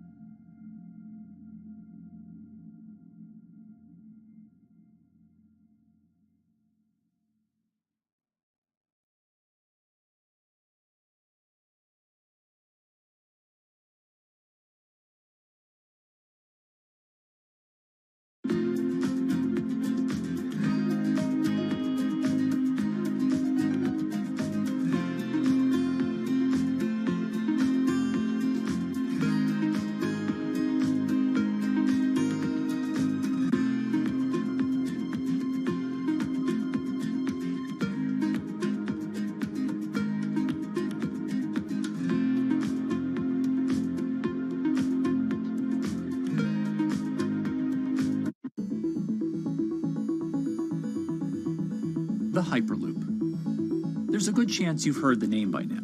This is the Hyperloop system. It can take people hundreds of miles in minutes. The Hyperloop, a series of tubes that would transport people in pods at ultra-high speeds over long distances. This is a remarkable new form of transportation that can whisk people from city to city in a flash.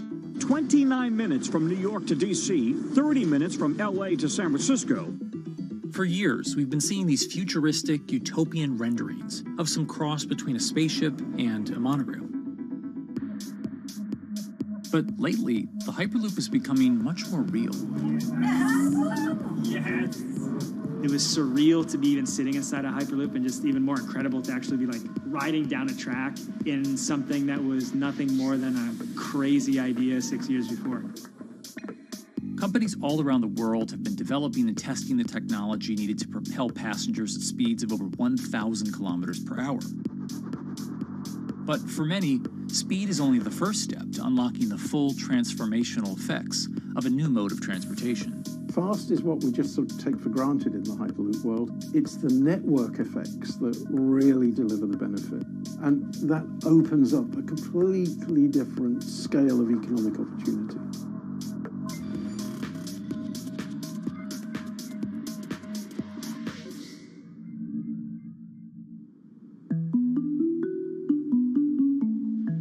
We've got planes, trains, automobiles, and boats for getting around Earth. But what if there was a fifth mode? And I have a name for it, which is called the Hyperloop. The Hyperloop? Hyperloop, yeah. In 2013, while riding high on the growing success of Tesla and SpaceX, entrepreneur Elon Musk released a white paper outlining the basic framework of the technology he called Hyperloop. The basic idea goes a little something like this. A tube reduces the air pressure to a near vacuum-like environment. A Hyperloop pod is then suspended in the tube, usually by magnetic levitation. The whole pod can then be propelled forward. Because there's no traditional friction sources like air resistance or rolling friction that would push back against the pod, the Hyperloop is able to move at incredibly high speeds and do so fairly efficiently. Despite its futuristic name, however, the general concept behind Hyperloop is actually pretty old. In fact, New York City's first attempt at an underground public transit system in the 1870s was based on a similar principle.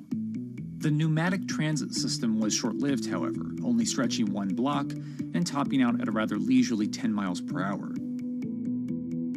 While Elon would make some 21st century improvements to this concept and bestow a very 21st century name, he wouldn't end up pursuing the technology itself, instead electing to focus his efforts on something a little bit deeper, literally digging the requisite tunnels via his boring company. It would take another billionaire industrialist who dabbles in spaceflight. No, wait, not that one. Yeah, that's the one. After Richard Branson would make a large investment in the company Hyperloop One, it would be renamed to Virgin Hyperloop. What we've always been trying to do as a company is show that this technology could work, that it could be made safe, and that ultimately it's something that's happening in the next couple of years, not the next 20 years. Josh Geigel is the co-founder and CEO of Virgin Hyperloop. In a familiar tech startup story, he's seen the project go from a garage to a large-scale testing facility outside of Las Vegas. So we started building the first kind of Hyperloop system in 2016. We've done a lot of work, about 500 tests that we've done on that over the last 5 years. And what we realized that we need to do is take that technology, show that it can be commercial, so drive the cost down, improve the efficiency, improve the performance. But the key thing is actually making it approachable and safe for individuals. In order to do that, Josh, along with Virgin's head of passenger experience, Sarah Lucian, bravely volunteered to take the inaugural ride.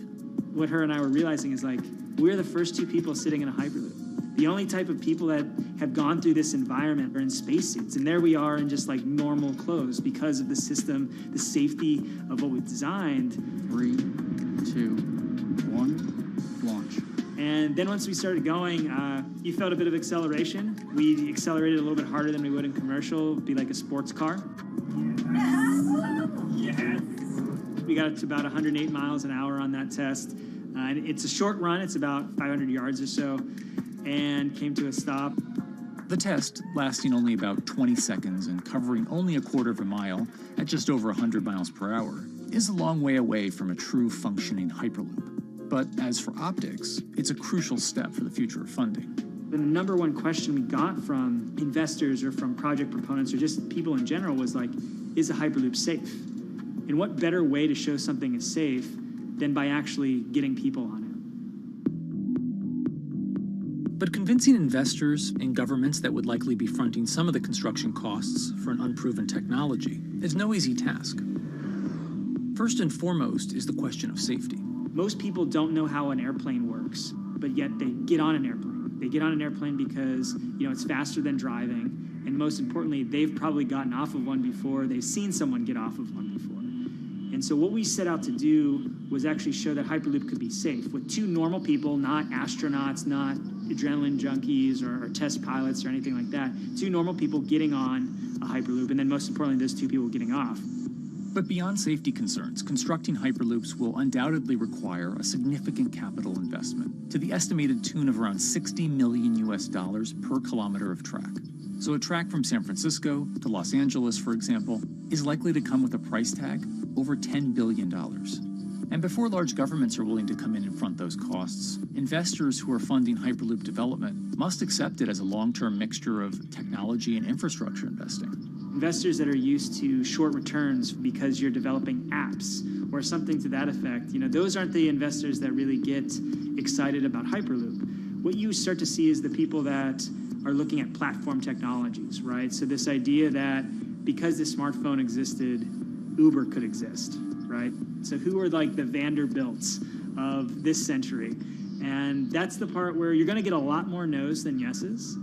But those people that have the ability, the fortitude to stick it out, to see the game-changing platform here, those are the people that we're looking for. And since we've done that passenger test, there has been a lot of interest that's really, this is a lot sooner than I thought.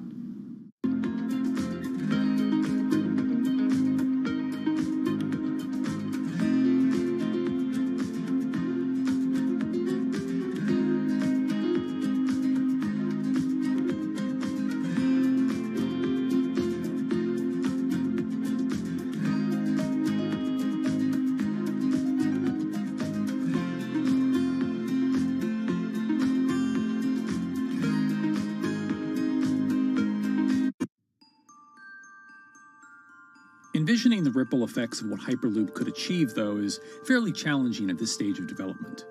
It's fast, yes, but for point-to-point travel, traditional maglev trains can move pretty fast as well.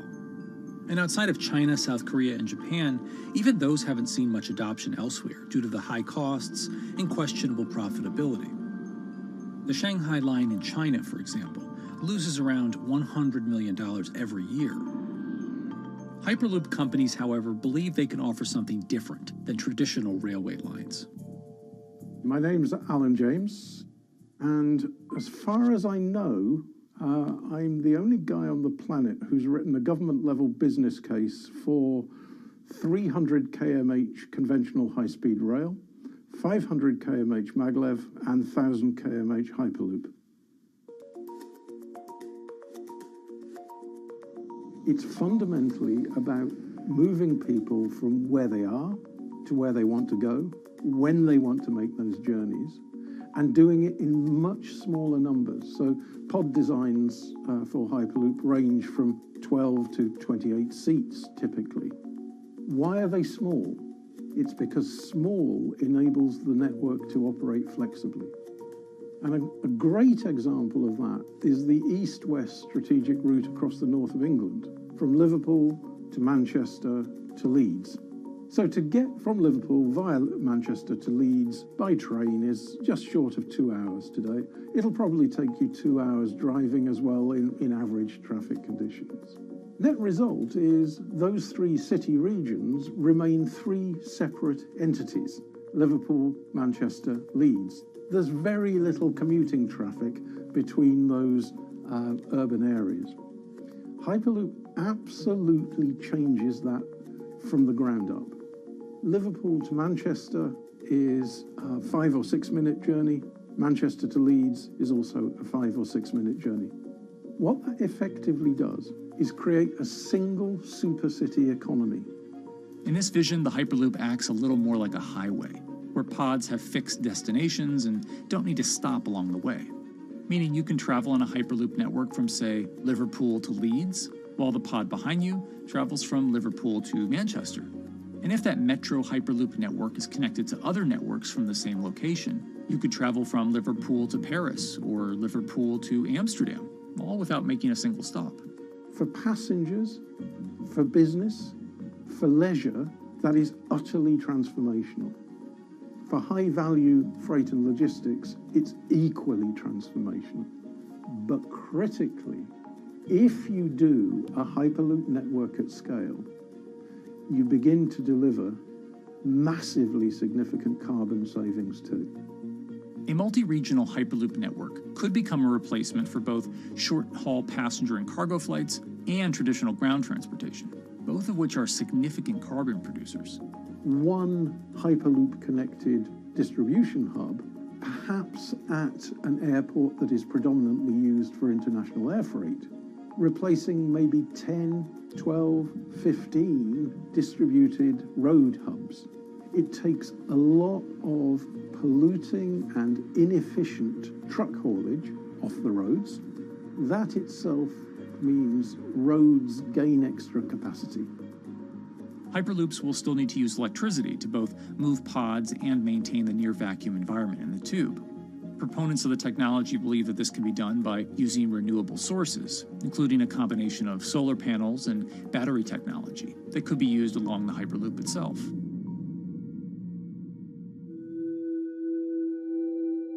But even with all multipliers of time and carbon emission savings that a Hyperloop network may provide, the investment capital required to actually build such a network becomes even more economically and politically daunting.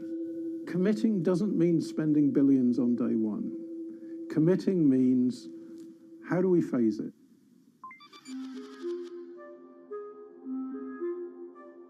One company in the Netherlands is working to develop that technology, and perhaps more importantly, the international coalition needed to make the Hyperloop network a reality. So we are here in Europe's first full-scale Hyperloop test facility, where we can already prove every conceptual technology of the Hyperloop. This is Tim Houter, a co-founder and CEO of Hart Hyperloop, headquartered in the city of Delft. And while this testing tube might not seem as large as others, inside is a key technology to create the on- and off-ramp type infrastructure of a Hyperloop network. That is, a lane switch. That's something we can already test here. You can actually see it here, that the track is diverging from one track into two. That makes it possible to eventually split up the Hyperloop track in two sections. And in that sense, you can create a complete Hyperloop network. That in the end will make it possible to travel, for example, over a whole continent. And take Europe, for example, with the same ease as you can now travel with a metro in a city. The nice thing about this magnetic levitation system that we've developed is that there's absolutely zero moving components in the track. So for example, if you have to do a lane switch, all you do is that the tube basically splits up, and statically the tracks also split up. And whenever the vehicle enters a switch, it either pulls itself to the right with its magnets, or it pulls itself to the left with its magnets.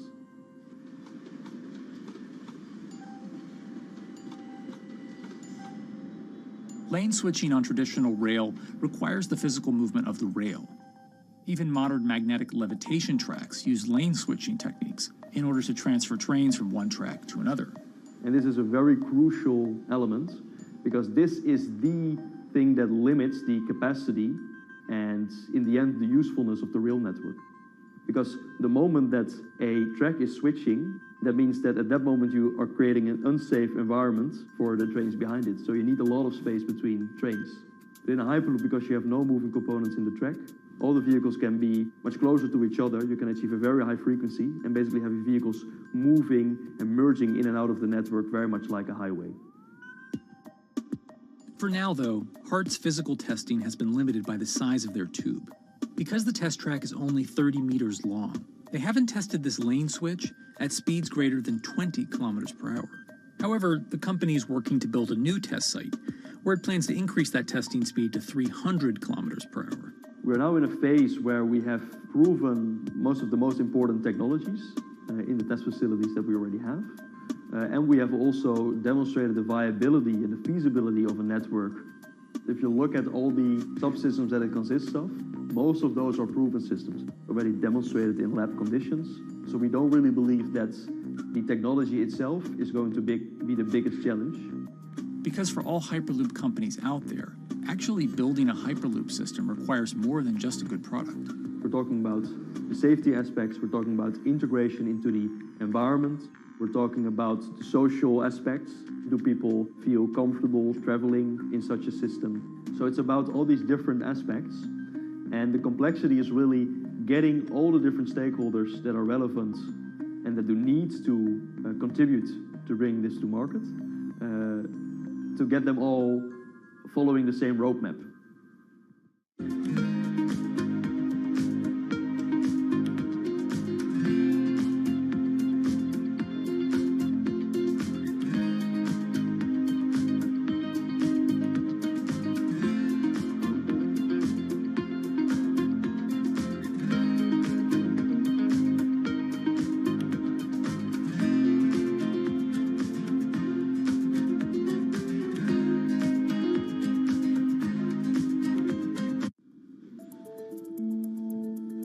In order to help build this coalition of private and public interest in Hyperloop development, HART in 2018 partnered with other Hyperloop companies from Europe and Canada.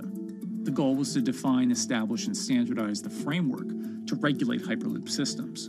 Right now we are working with all the Hyperloop developers together in setting up the first, let's say, structure for starting the standards drafting. One of the most important goals for HART is interoperability, which is essentially making sure the different systems can communicate with each other. Interoperability is so important because what we want to achieve is actually have this seamless travel experience. So you don't want to end up, for example, going from Madrid to Paris and then switching because you need to use a different technology to get, for example, to Amsterdam. The idea being that as companies around Europe create the first commercial Hyperloop tracks between individual cities, one day those can all be connected to a larger network. Everyone that believes that Hyperloop is a future transport system also realizes that there is a need to have this network because that's where Hyperloop thrives. Hyperloop is such a huge project. It's definitely not something that you can do on your own or as a single company. So you need to do it with a lot of other companies. You need to have the governments. And I think in that sense, the biggest challenge that we've encountered is to really get all the required parties together to take the steps in development and in commercial implementation. HART's next plan is to build the European Hyperloop Center, an open testing facility which will include a 2.6-kilometer test track.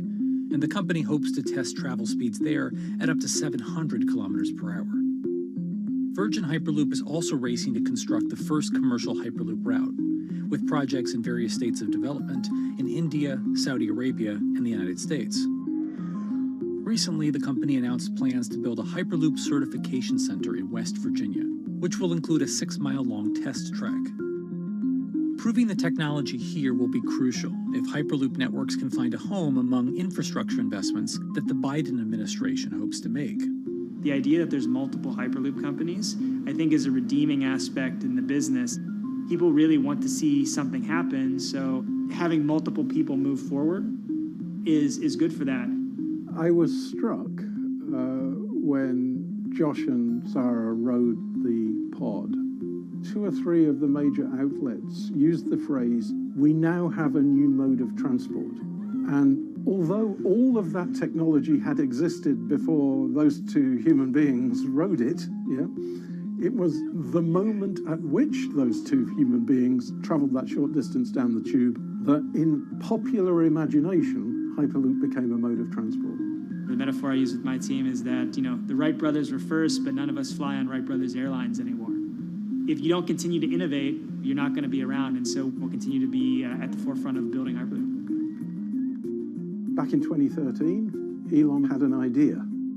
I think the difference now in 2021 is some brilliant engineers have spent real time grinding out the details. And I thoroughly expect the next 3 to 5 years to be decisive.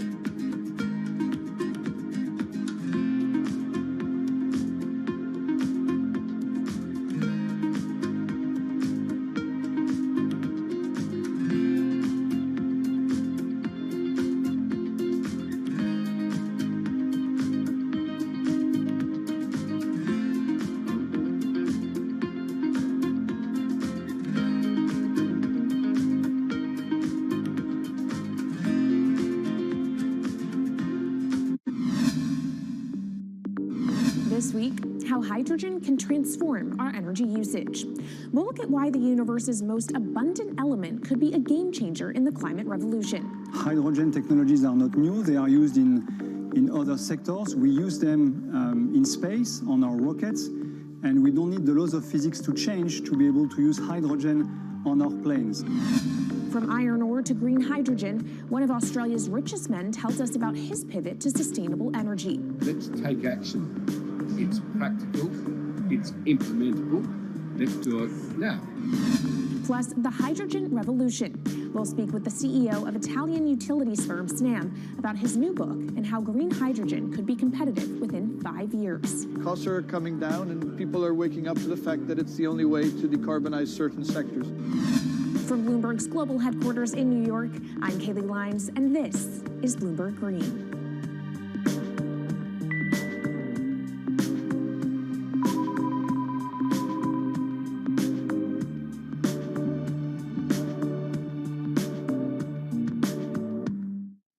It's a new year, so here at Bloomberg Green, we're highlighting new solutions in the fight against climate change. And one of those is as old as the universe itself, hydrogen.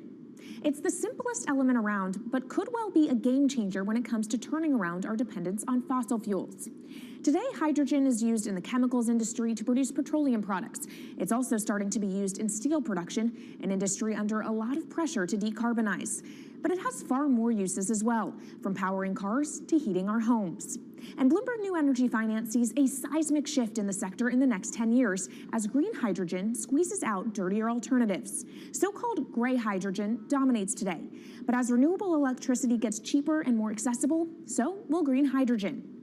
In this week's edition of Bloomberg Green, we'll explore what this push into hydrogen means for tackling climate change. We'll hear from Australian billionaire Twiggy Forrest about his pivot from iron ore to hydrogen, and we'll also speak with the CEO of Italian utility company Snam about his book, The Hydrogen Revolution. But first, what are we using hydrogen for? And why does it actually matter? Christine Lee Edwards explains. Hydrogen, the most plentiful element in the universe. On Earth, we find it mostly bonded to oxygen in the form of water, or in other gases known as hydrocarbons. Hydrogen gas, H2, burns hot and clean, making it an attractive tool in the race to net zero. But isolating hydrogen from other elements is no easy task. Today, the cheapest way to do this is via chemical processes that break up natural gas. This releases a lot of carbon dioxide. Another method is to use electricity to split water molecules in a process called electrolysis. Although there is no carbon byproduct, a lot of electricity is needed. And if this power comes from burning coal or gas, it negates the zero emissions goals of using hydrogen to begin with. Hydrogen produced in this way, powered by fossil fuels, is called gray hydrogen. If carbon capture and storage is used together with fossil fuels, then it becomes blue hydrogen. If nuclear power is used, it's called pink. And finally, green hydrogen is when it's produced via electrolysis and powered from renewable sources. This method is considered emissions-free. It's predicted that by the early 2030s, H2 made from renewables will be cheaper than that made from fossil fuels. But that hinges on the cost of electrolysis declining, which will be achieved through larger projects and an expansion of manufacturing. To be clear, vast amounts of H2 are already used today. Global production in 2018 totaled 117 million metric tons. This hydrogen is mostly used for its chemical properties, not as a source of energy, and very little of it is clean. Some sectors like steel could start using hydrogen for these chemical properties, replacing coal. Industries like cement and glass may also use hydrogen as a source of heat. Another advantage is its energy storage potential.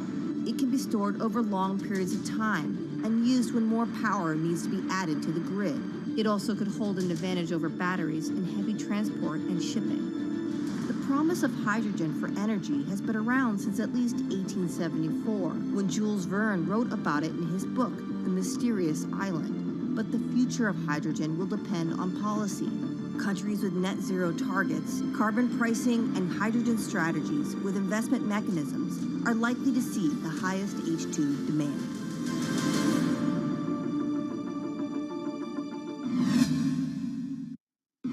That was Bloomberg's Christine Lee Edwards explaining what hydrogen means for the energy transition. But how are businesses approaching the sector? Well, one of Australia's richest men is making a big play into hydrogen. Andrew Forrest, better known as Twiggy, made his fortune from iron ore, being the chairman, former CEO, and major shareholder in Fortescue Metals, one of the world's biggest miners. But after having made over $10 billion in profit from the metal in the last fiscal year, Twiggy wants to transform Fortescue into a clean energy company. He's been scouring the planet in search of investment opportunities in hydrogen and renewables. The firm plans to allocate up to 10% of its annual profits for green energy investments and is exploring projects across the globe, from Indonesia to Argentina.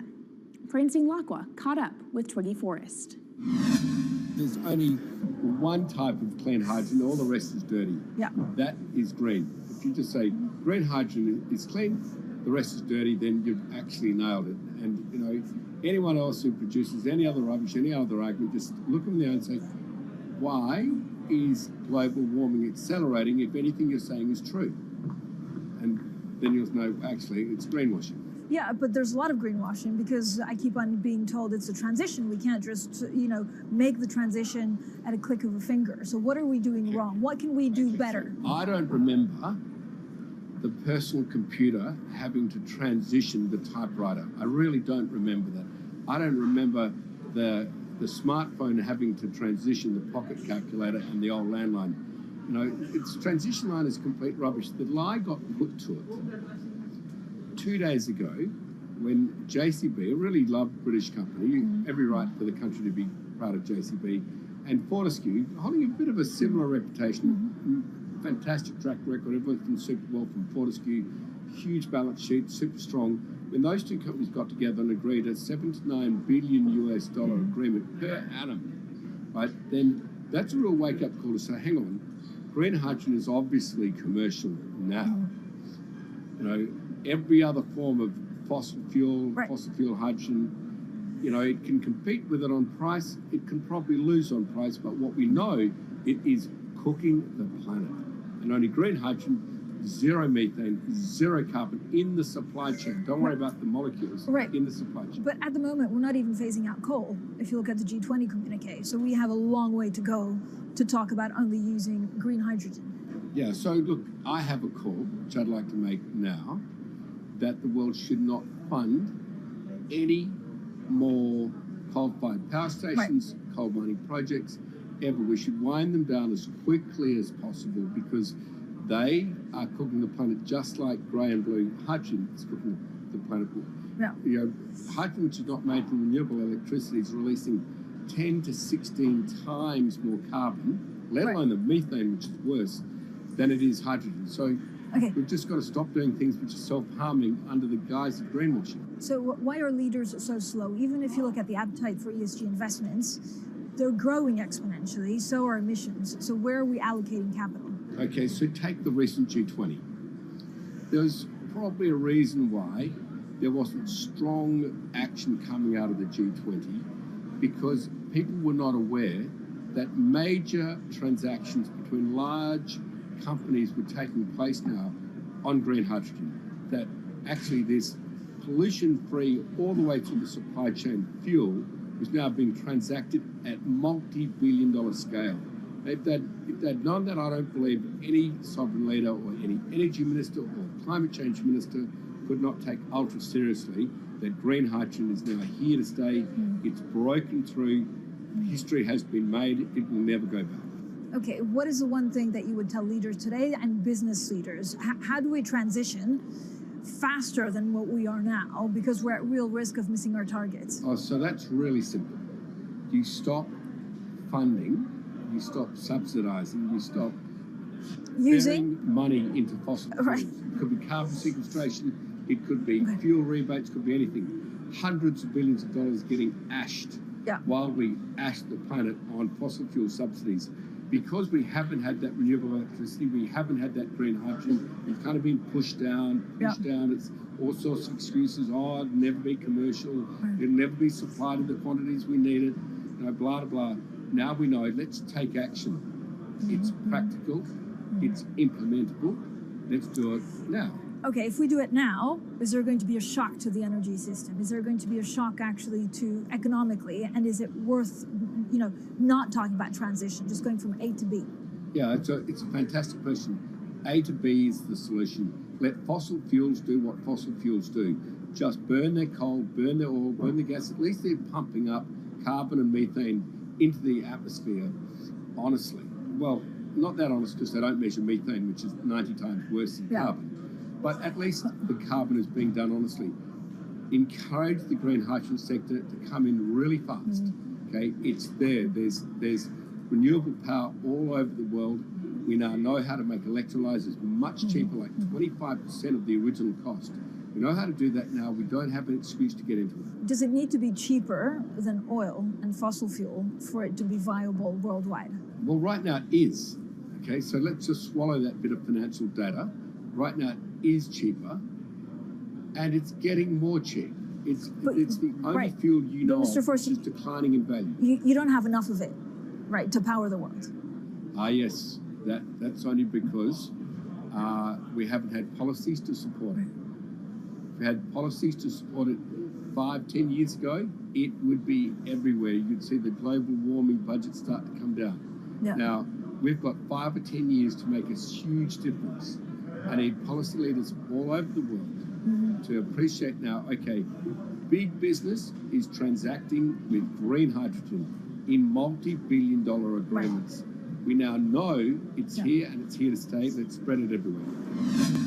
Coming up on the program, the hydrogen revolution. We'll speak with the CEO of Italian utility firm Snam about his new book and why he thinks green hydrogen will be competitive in just 5 years. Plus, how are airlines working to become more sustainable? We'll look at how Airbus plans to step up in the climate fight. This is Bloomberg Green.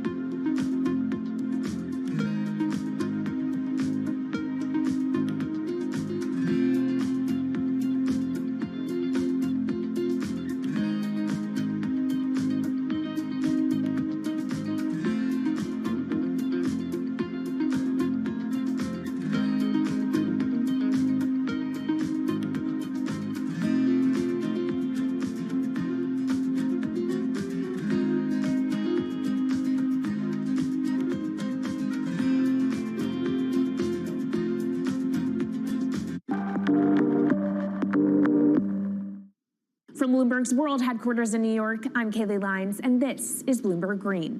What will the world look like in 2050? Will global temperatures have stabilized, electric vehicles be abundant, and solar and wind power homes around the world? According to Marco Alvera, the CEO of Italian energy company Snam, that vision of the future could be a reality. And he says that hydrogen will pave its way. As he tells it in his new book, The Hydrogen Revolution, Alvera's moment of reckoning came in November 2018 when he tasked the Snam Scenarios team with studying how Europe could reduce its CO2 emissions to zero by 2050.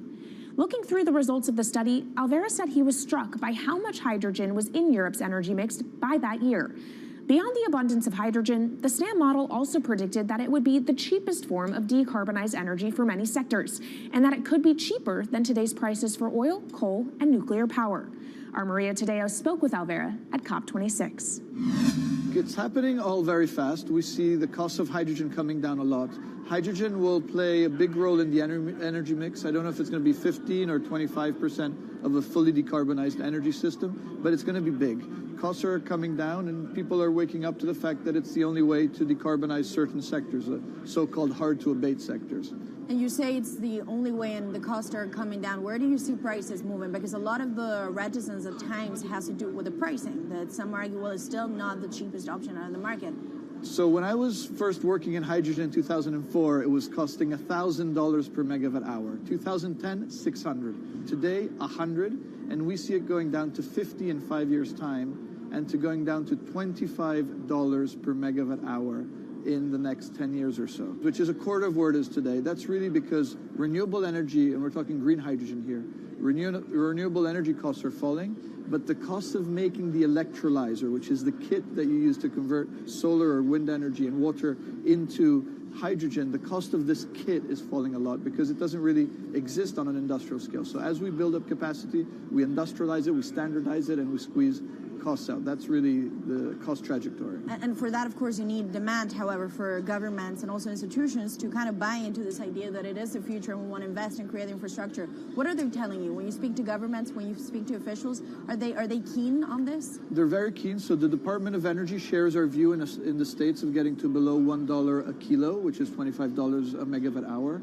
The European Union has a hydrogen strategy, which is very clear, and several member states have the same. Chile wants to export a lot of hydrogen. China's big on hydrogen. Australia's very big on hydrogen. Japan is blending already hydrogen. So I would say the world is now really focused on this because it's the only way to store energy for a long period of time economically is to convert it into either a liquid or a gas. And of course, you talk about the price, but the other big component is the volume. You know, how big can you go? Where do you see that on a time scale? So wherever it's sunny or windy, you can produce very cheap hydrogen eventually. And so compared to oil and gas, which are concentrated in few parts of the world, it's going to be very democratic from that point of view. So every sunny place, every desert, every ocean wind can be turned into hydrogen that we can put on ships, in pipes, and really start trading it around the world. So it's going to happen a lot faster than a lot of people think.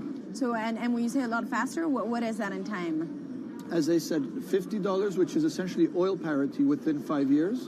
And then, depending on how quickly we ramp it up after that, we could get to $25, which is coal parity before the end of the decade. And in big scale. In big scale, because once you get to coal parity, that's the only way we're going to get China and India to stop burning new coal.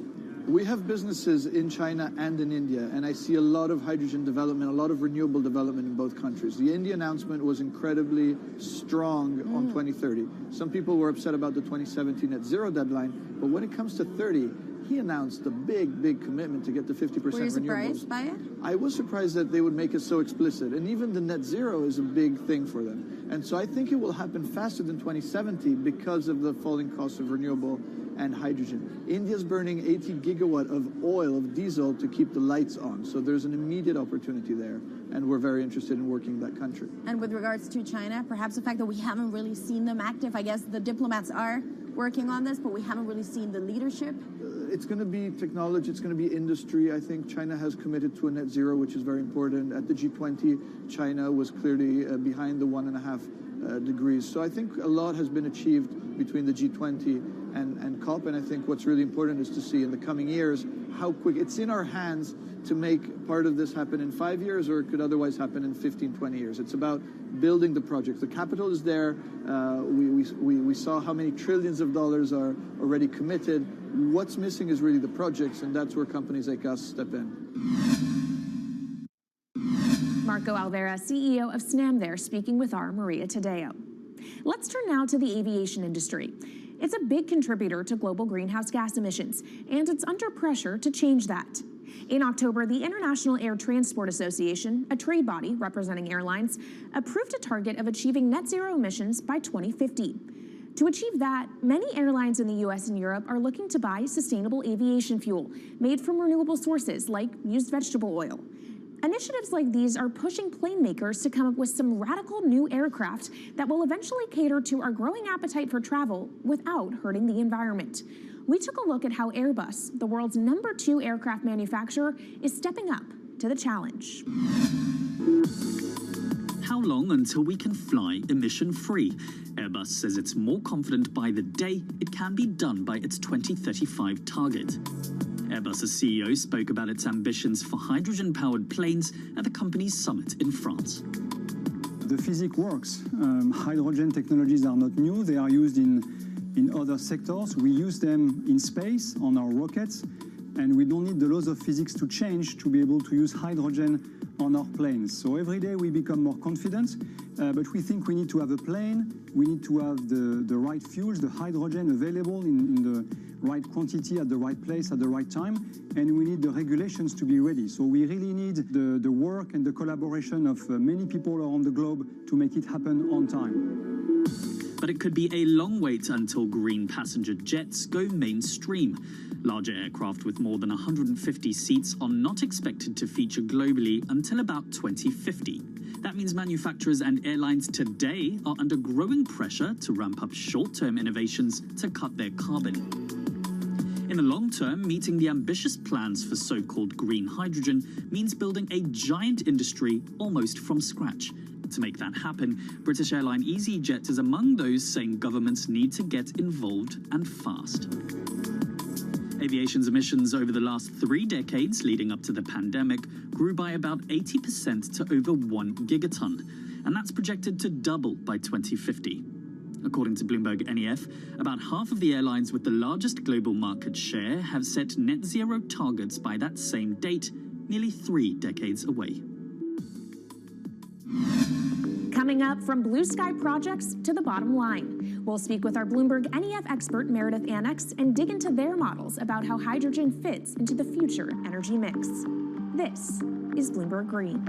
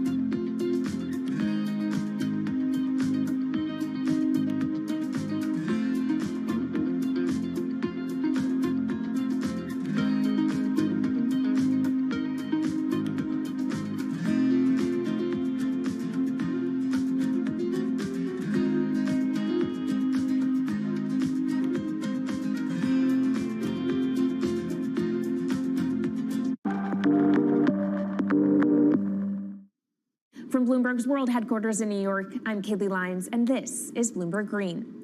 Now let's bring in Meredith Annex, our Bloomberg NEF hydrogen specialist, to talk more about how hydrogen could change the energy landscape. So Meredith, what place do you think hydrogen is likely to have in the future energy mix globally? Hydrogen's this incredible solution for us as we look to decarbonize because it's a perfect solution in areas that are hard to electrify. So where we like to think about hydrogen playing a role, it's in things like heavy industry, especially where you need a feedstock as well as energy source, and in things like dispatchable power, long-haul transport, maybe even shipping and aviation. That sounds great that it can be used for such diverse industries. At the end of the day, though, how much is this going to cost? Well, that's the amazing thing about hydrogen, because depending on how you make it, it can actually see significant cost declines in the future. So when we're talking about clean hydrogen, we usually mean green hydrogen produced from renewable electricity. And in that case, your hydrogen is almost as cheap as the renewables that are used to make it. So if you're in a place with really good renewable resources, you'll be able to have cheaper hydrogen. But even in places with less good resources, we think that hydrogen can be cheaper than $1 per kilogram, which is the price of unabated hydrogen today, and around $8 per million BTUs for those who prefer to think in energy units. And that can be achieved anywhere in the world by 2050, we believe. All right, so let's talk about kind of the pros and cons list. I don't know where cost fits into that, but what are the advantages to hydrogen over other renewables, and then what are the drawbacks? Yeah, main advantage is the fact that hydrogen can serve roles that electrons struggle with. And that's things like seasonal storage, for instance, or just anything where you need storability, where electrons are harder to store, hydrogen is going to be easier. That also leads to a downside, though, because hydrogen is less energy dense than the usual things that we use for storable energy today, like coal or oil or natural gas. So you will need more volume of storage to handle the same amount of energy. Let's talk about the viability as well and how it may differ in different geographies. What is your view on that? Yeah, so for green hydrogen, again, from renewable electricity, really places with the best renewable resources, things like Latin America or the Middle East, even Southern Europe, have really, really good potential for producing hydrogen. And then when you're looking at blue hydrogen, which is produced from natural gas or coal with carbon capture and storage, we do see that becoming more expensive than green hydrogen in the future, especially as renewable electricity costs come down. But that can be a viable option in places like the US Gulf Coast or Russia, where you've got good geological storage for the carbon, as well as ample natural gas that's quite cheap. All right, great breakdown. Thank you so much to our Meredith Annex, our Bloomberg NEF hydrogen specialist. And of course, you can get more from the Bloomberg NEF team on the terminal and online. And they've recently done a podcast called Hydrogen 101 as part of its Switched On series. So from iron ore titans pivoting to cleaner energy to talk of a hydrogen revolution, that's it from this week's edition of Bloomberg Green. We'll be back next week with a deep dive into the state of electric vehicles. And you can keep the conversation going by following us on YouTube, Instagram, and Twitter @Climate. I'm Kaylee Lyons from Bloomberg's World Headquarters in New York, and this is Bloomberg Green.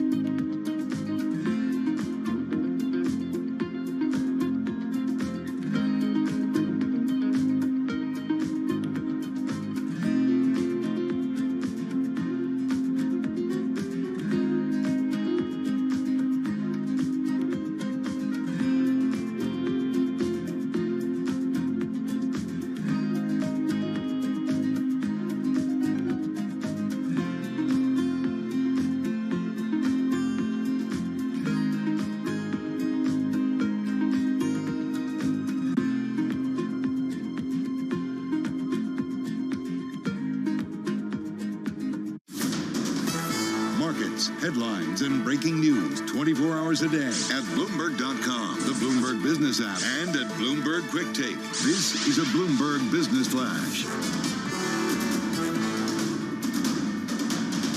From Bloomberg World Headquarters, I'm Charlie Pellet. The Dow lower, S&P, NASDAQ, they are both higher as traders and investors await details of the latest FOMC minutes. We have got the S&P 500 index just turning lower now, down by 1 point, a drop there of less than 0.1%. Many on the FOMC saw significant risk of entrenched inflation. Also, Fed officials saw a 50 basis point or 75 basis point hike at the July FOMC meeting as likely. Fed minutes also show even more restrictive policy possible in time. So again, worth repeating the headlines. Those headlines breaking right now on the Bloomberg Professional Service. Many on the FOMC saw significant risk of entrenched inflation. Fed officials saw a 50 basis point or 75 basis point hike at the July FOMC meeting as likely. Again, those headlines from the FOMC breaking now on the Bloomberg Professional Service. Well, investors, meanwhile, are taking a look at what's happening as they sift through those minutes. We've got the S&P now moving lower by 3 points, down less than 0.1%. The Dow down 58, drop there of 0.2%. NASDAQ swinging between gains and losses, up 1 point now. 10-year yield 2.89%, 10 years down 24 seconds. Well, as for the Federal Reserve and the interest rate backdrop, Liz Ann Saunders is Chief Investment Strategist at Charles Schwab. Embedded in expectations is still a 75 basis point hike this month, but I wouldn't be surprised if maybe there was more softening of the language for the outlook into the September meeting, assuming we don't see a pickup in growth. It does look like 75 is still on the table for July. And again, repeating the headline from the Bloomberg Professional Service, those Fed minutes say even more restrictive policy is possible in time. 10-year, one more time, 2.90%, and that's a Bloomberg Business Flash. This is Bloomberg Business Week. Insight from the reporters and editors who bring you America's most trusted business magazine, plus global business, finance, and tech news as it happens. Bloomberg Business Week with Carol Masser and Bloomberg Quick Takes Tim Stenovic on Bloomberg Radio. Live from the Bloomberg Interactive Broker Studio, I'm Katie Greifeld, along with Bloomberg News senior editor Mike Regan. Both Carol Masser and Tim Stenovic are off today, but we're here. There's a lot going on. We're going to get to that Fed news in just a minute, Mike. Yes, and Katie, Bloomberg Business Week is brought to you by Commonwealth, supporting more than 2,000 independent financial advisors with the solutions they need to grow a thriving business. Commonwealth, go where you go. Visit commonwealth.com to learn more. All right, here to start off the show with us, we have Bloomberg Markets correspondent Kriti Gupta alongside Bloomberg News global economics and policy editor Kathleen Hayes. I want to start with you, Kathleen, and let's just go through some of the headlines again. From those FOMC minutes, Fed officials saw 50 basis points or 75 basis points at the July meeting as likely, and most participants say inflation risks skewed to the upside. What sticks out to you? Well, the Fed 3 weeks ago was clearly on track to do whatever it takes, 50 or 75 basis points, so still an aggressive hike. I think it's also very important not only that they're highly attentive to inflation risks, which they see to the upside, they realize that growth risks are skewed to the downside. So many of the stories I read, so many of our guests on Bloomberg Television and Radio are quoting investors and traders saying, oh, look at all these signs of weakness. The Fed's going to have to slow down. They're going to have to start cutting rates a lot sooner than they think. And I think what this shows, that at least 3 weeks ago, and I think we've seen some more signs of weakness in the economy. And in fact, it says right here, they recognize policy could slow growth for a time. They know they have to take that risk. The main risk, and Jay Powell made this very clear a couple of weeks ago, the worst mistake isn't to cause a recession. The worst mistake is to not raise rates enough or start raising them too quickly and allowing inflation to become entrenched. And from the minutes also showing that that is the risk. They realize they have to hit it hard, they have to hit it now, and this is what they're going to do. At least that's what they thought 3 weeks ago. You know, Kathleen, we did get some economic data this morning, too. We got the S&P Global U.S. Services PMI, the Composite PMI, and the ISM Services Index. JOLTS job openings, all were a little bit better than what the economists had estimated. Still not the right direction, though. Are these numbers troubling to you? Well, I guess what you're trying to say, are they still too strong? And no one knows, because no one knows just how weak the economy is going to get before inflation starts coming down. And of course, the Fed's talked a lot about needing to cool off demand, but they can still not have unemployment rates too much. That's their other fingers crossed, because other people think it's hard to make that omelet, without breaking some eggs. Right. And I think the numbers still look pretty good, and maybe this does for now hold up that view that the economy has enough slack in terms of the labor market anyway, that you can slow things down and not have the recession. I don't think these numbers are definitive in either direction. We've got jobs report this week, and then of course next week on Wednesday we've got the latest CPI report. I think those will be the big signals. And Crudy, if we look at the market reaction, I mean, not too much movement, the S&P 500, not too much change, nor is the Bloomberg Dollar Index from before the headlines. But if we zoom out a little bit, I mean, what Kathleen was talking about, that, the Fed has been guiding for slower growth. It feels like the market has been pricing that in for some time now. Yeah, it has. And I think in some ways I would argue that the Federal Reserve has been talking about inflation as the core of it. They've already said, they haven't outright said this, but they've implied it, that if recession was on the table, that is, a bullet that they were willing to bite, basically. And I think it's something, to your point, that the markets have priced in. What I think is interesting is a specific headline that they said officials said policy could become more restrictive if inflation pressures persist. Take a look at what financial conditions are doing. They're already in restrictive territory. They have been in restrictive territory for some time. And for our audience who aren't familiar with this index, this takes into account the super strong dollar, widening credit spreads, the stock market taking a beating this year, and of course the bond market as well. I think what's crucial here is what Chairman Powell said. Sometimes the market does its job for you, and I think that's what you have to pay attention to. Right now, it almost feels like the market is priced to perfection from this.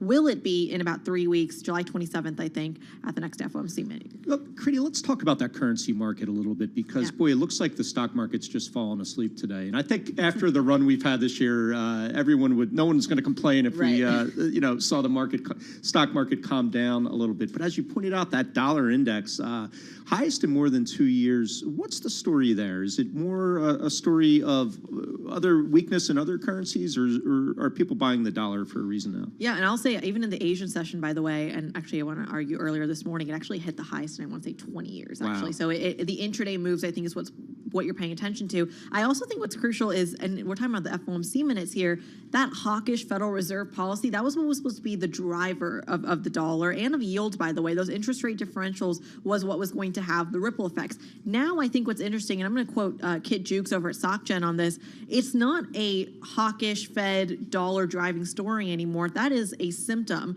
That is a effect of euro weakness, of yen weakness, of the weakness you're seeing in the rest of the world. This is classic recession. If the global economy goes into recession, where do you park your assets? You buy American. And right now, that's showing up in the dollar. And what was interesting, I'm looking at the Top Live blog on the Bloomberg terminal right now. Chris Anstey points out that, speaking of recession, zero mention of recession in the minutes. Kathleen, is that surprising? Are we ever going to see Powell or anyone else go as far as to forecast a recession? No.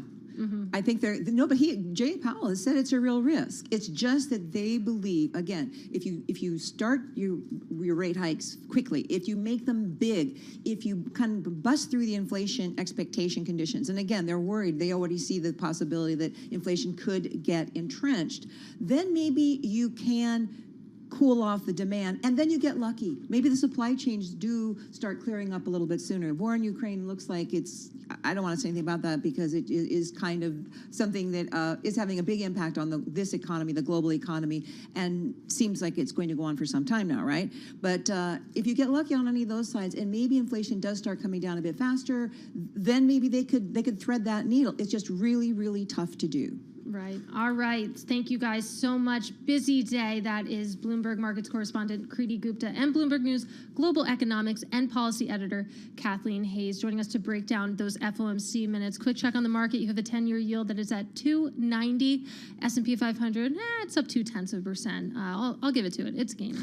In any case, still counts. Well, let's get a check on the latest world and national news with Nancy Lyons in the 99.1 newsroom in Washington, D.C. Thanks, Katie. Authorities say the suspect in the deadly July 4th parade shooting in Highland Park, Illinois, apparently had plans to commit another mass shooting the same day. Robert Cremo was in court today. He's facing 7 counts of first-degree murder for the 7 people who were killed, but authorities say more charges could be on the way. And Lake County State's Attorney Eric Reinhart also told reporters Cremo confessed to the shootings. His statement was voluntary. He was questioned in the Highland Park Police Department. He was read his Miranda warnings, offered attorneys, etc. He went into details about what he had done. He admitted to what he had done. Eric Reinhart says Cremo will remain behind bars until his next court appearance in August. Former White House counsel to Donald Trump, Pat Cipollone, says he will sit down and be interviewed by the House committee investigating January 6th. An individual close to the negotiations says Cipollone has agreed to sit for a transcribed interview this Friday. British Prime Minister Boris Johnson is vowing to stay put in the face of calls for him to quit. Today, he spoke in Parliament as 5 more junior ministers resigned. That followed yesterday's resignations from 2 members of his cabinet. The job of a Prime Minister in difficult circumstances when he's been handed a colossal mandate is to keep going, and that's what I'm going to do. Boris Johnson has now lost almost 30 people from his government. The final straw for many has been Johnson's handling of a scandal involving Chris Pincher, an MP who the Prime Minister promoted in February, despite receiving prior warnings about his inappropriate behavior. Global news 24 hours a day, on air and on Bloomberg Quick Take, powered by more than 2,700 journalists and analysts in more than 120 countries. I'm Nancy Lyons. This is Bloomberg. All right, Mike, I have some news for you. Hit me. There is a big pile of U.S. loans coming due at just the wrong time. That's a headline that crossed the Bloomberg earlier today. Pretty well read. It sounds pretty scary. Yeah, and here's a scary number for you, Katie. The average 3-year yield companies are now paying on leveraged loans rose to 9.6% from around 5.3% at the end of last year. So obviously people paying up for the riskier parts of the credit market, but 9.6%, that's a tough wall of interest rates to rebalance into, to refinance into. And I will say later in the show, we have a guest that I think will be pretty good on talking about commercial banking. We have the head of commercial banking at Citizens Financial Group, Don McCree. So I think we got some questions for him based on this story. Maybe he can talk us off the ledge off of some of the numbers, such as the one I'm about to read, because loans maturing in 2 to 3 years make up 12% of the $1.4 trillion market. That is double the proportion in 2018. That's according to Barclays. Meanwhile, loans due in 1 to 2 years have jumped nearly threefold to about 6.4%. And this potentially a problem because if there actually is a recession, obviously companies are going to be desperate to raise money at the same time that potentially they're trying to pay these loans. Right, absolutely. And a lot of these loans presumably taken out while companies were struggling with the pandemic, so they really haven't had long enough time to get back on their feet to shore up those finances. So important story, one I'm sure we'll continue to watch in the leveraged loan space. And this is something I've been talking about with analysts actually, that, those yields actually could look good on some of these riskier parts of the credit market, but they make the point that if there is a recession, it matters the depth of the recession, because that's when you might see the default rates start to rise. A shallow recession, maybe things will be okay, but definitely a very interesting inflection point, so to speak, for some of the nicher corners of the corporate credit market. Yeah, absolutely. So it all goes back to that inflation, hoping it cools off, and the Fed can not be so aggressive. Fingers crossed indeed.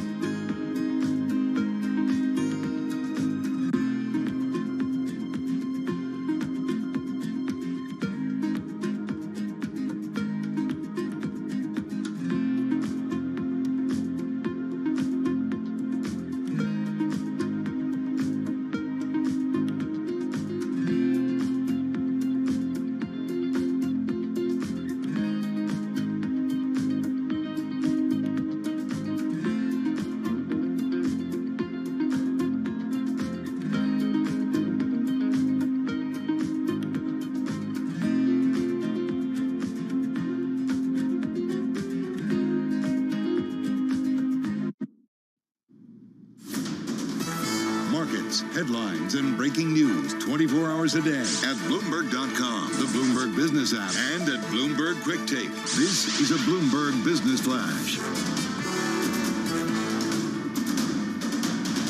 From Bloomberg World Headquarters, I'm Charlie Pellet. U.S. stocks lower across the board now. Treasuries slipped as the Federal Reserve's June meeting minutes revealed that the central bank could consider, quote, an even more restrictive policy. 10-year yield right now, 2.91%, 10-year down 31 seconds. 2-year yield, 2.94%. S&P 500 index lower by 4, down 0.1%. Dow Industrials down 81, a drop there of 0.3%. NASDAQ down 17, a decline of 0.1%. Spot gold down $29 the ounce to $17.35, a drop there of 1.7%. West Texas Intermediate crude down 1.1%, 98.45 a barrel. And then Bitcoin today, we do have Bitcoin down 1.3%, 20,185. So again, recapping, S&P 500 index lower by 5, down 0.1%. I'm Charlie Pelleton. That is a Bloomberg Business Flash. All right, thank you so much, Charlie Pellet. I'm Katie Greifeld here with Mike Regan. This is Bloomberg Business Week. I'm doing my best, Carol Massar. Mike, I think you do a pretty mean Tim Stenovic. Mean is the right word for that. Mean in a good way. Let's get to our next guest. We have Don McCree on the phone from Boston. He is head of commercial banking at Citizens Financial Group. And Don, let's talk about the news that dropped at 2 p.m., those FOMC minutes. Feels like there wasn't a ton of new information. Officials see a 50 basis point or a 75 basis point as likely in July. Did this move the needle for you at all? No, I think it was pretty much as expected. I think Chair Powell, in his testimony a few weeks ago, was certainly pretty hawkish, and we're leaning towards probably a 75 basis point move. But I didn't, as I looked at the information that came out a few minutes ago, I didn't see anything new. And they again reinforced that there's a likelihood that the economy could slip into some kind of recession, whether it's deep or shallow is to be seen. You know, Don, it strikes me as a pretty difficult environment to be in commercial banking. One day we have interest rates rising really fastly. The next day they're coming back down. The focus seems to shift from concerns about inflation to concerns about the economy possibly falling into a recession. What is sort of the atmosphere among your clients right now? Are they sort of pulling back on demand for loans at a time like this, or is there even more demand? It's actually pretty good. I mean, if anything, there's more demand at the margin.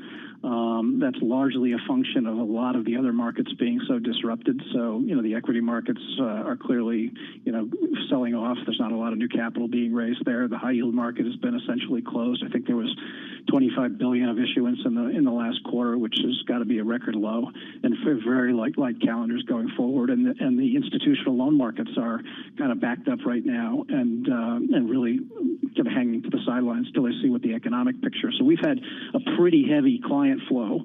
And remember, in a bank like ours, our loan book is floating rate. So as rates go up, it's a short-term index and floating rate. So as rates go up, that's generally a good thing, you know, for our P&L and bank earnings. And then on the risk side, I would say that we're seeing very little stress in the portfolio. I think that CEOs got very serious during the pandemic. They adjusted their businesses, trimmed their workforce, adjusted their working capital, and that's continuing as they stare into, you know, a potential recession. So people are very focused, and they're taking actions on their business to try to make sure they can survive whatever the economy throws at them. And Don, what kind of conversations are you having with clients right now? Because if I, you know, look across Wall Street commentary that I get in the morning, if I look at, you know, consumer sentiment surveys, seems like there's a lot of angst out there. Would you say that that's showing up in some of the conversations that you've been having as well? It is. I'd say concern. I wouldn't. I think angst is a little bit strong. I think they're trying to figure out ways to automate and become less dependent upon labor, because that continues to be a real constraint, being able to hire people. That's constraining the sales line in a lot of our clients. The one piece of good news that they're not worried about is interest rates, because a lot of companies refinanced over the last 2 or 3 years, taking advantage of the really low low rates that were available in the marketplace and termed out their debt. So we're not facing a wall of maturities that we might otherwise be facing right now. And if they're not termed out, there's been enormous amounts of hedging activity, both in the currency markets and in the commodities markets and in the interest rate markets. So people are somewhat protected in a rising rate environment, which is the other thing you always worry about. So, Don, how does someone in your position sort of think about and prepare for a recession? Is it time to start tightening up your underwriting standards on the loans you are issuing, or is it too early for that? How do you sort of navigate such we're definitely outlook? tightening. We're definitely tightening a little bit at the margin and being more selective, particularly if it's not an existing client. Number one is we've banked a large number of our clients for many, many years. We've seen them go through cycles. We've seen how the managements behave. We're literally in touch with them weekly or monthly, really understanding what's happening in their business and how they're preparing. On the new business side, if something is a little more marginal or a little more leveraged, we may take a pass at the split second. But I wouldn't say it's significant in terms of our origination volumes. Interesting to hear you say that, it does matter whether or not this person has been a client in the past in terms of evaluating. But I am curious, I want to hear your broad thoughts on what this sort of whiplash that we've seen across financial assets, not just in stocks, but in bonds and all corners of fixed income, what that has meant for M&A and for deals. Because anecdotally, I don't have the numbers in front of me, it feels like there's been quite a slowdown. Yeah, there has. And, we continue to have a very, very large, maybe record M&A pipeline. It's just not going to be executable right now. If it requires financing of any kind of scale with any kind of leverage, so think about the private equity arena, there's been a real slowdown in terms of P&E or PE-oriented M&A. And then I think if you've got size, if you have to go out and raise, $7, $8, $9 billion as part of an M&A transaction, the markets are just not that deep right now. And that's away from buyers and sellers trying to figure out whether value still works at whatever conversations that they've been having. So I think you need a valuation adjustment in certain areas of the economy, and then there's going to be a wait and see in terms of what can be financed, particularly it's got some size to it. All right. Don McCree, he is the Vice Chairman and Head of Commercial Banking at Citizens Financial Group, joining us on the phone from Boston. Don, thank you so much for your time. Great to chat with you. If we look at the markets quickly, I'm looking at an S&P 500 that's turned a little bit lower, Mike, just 0.1% though. Maybe it'll be up the next time I check. And if I look at that yield curve though, 2-10 spread, still inverted 4 basis points. Very scary. Yeah, and that 10-year yield really picking up 11 basis points to 2.92%. So cancel those bond purchases, I guess. Yeah, I don't know. That bond rally, maybe it's over. We're going to be keeping an eye on that throughout the next 3 hours.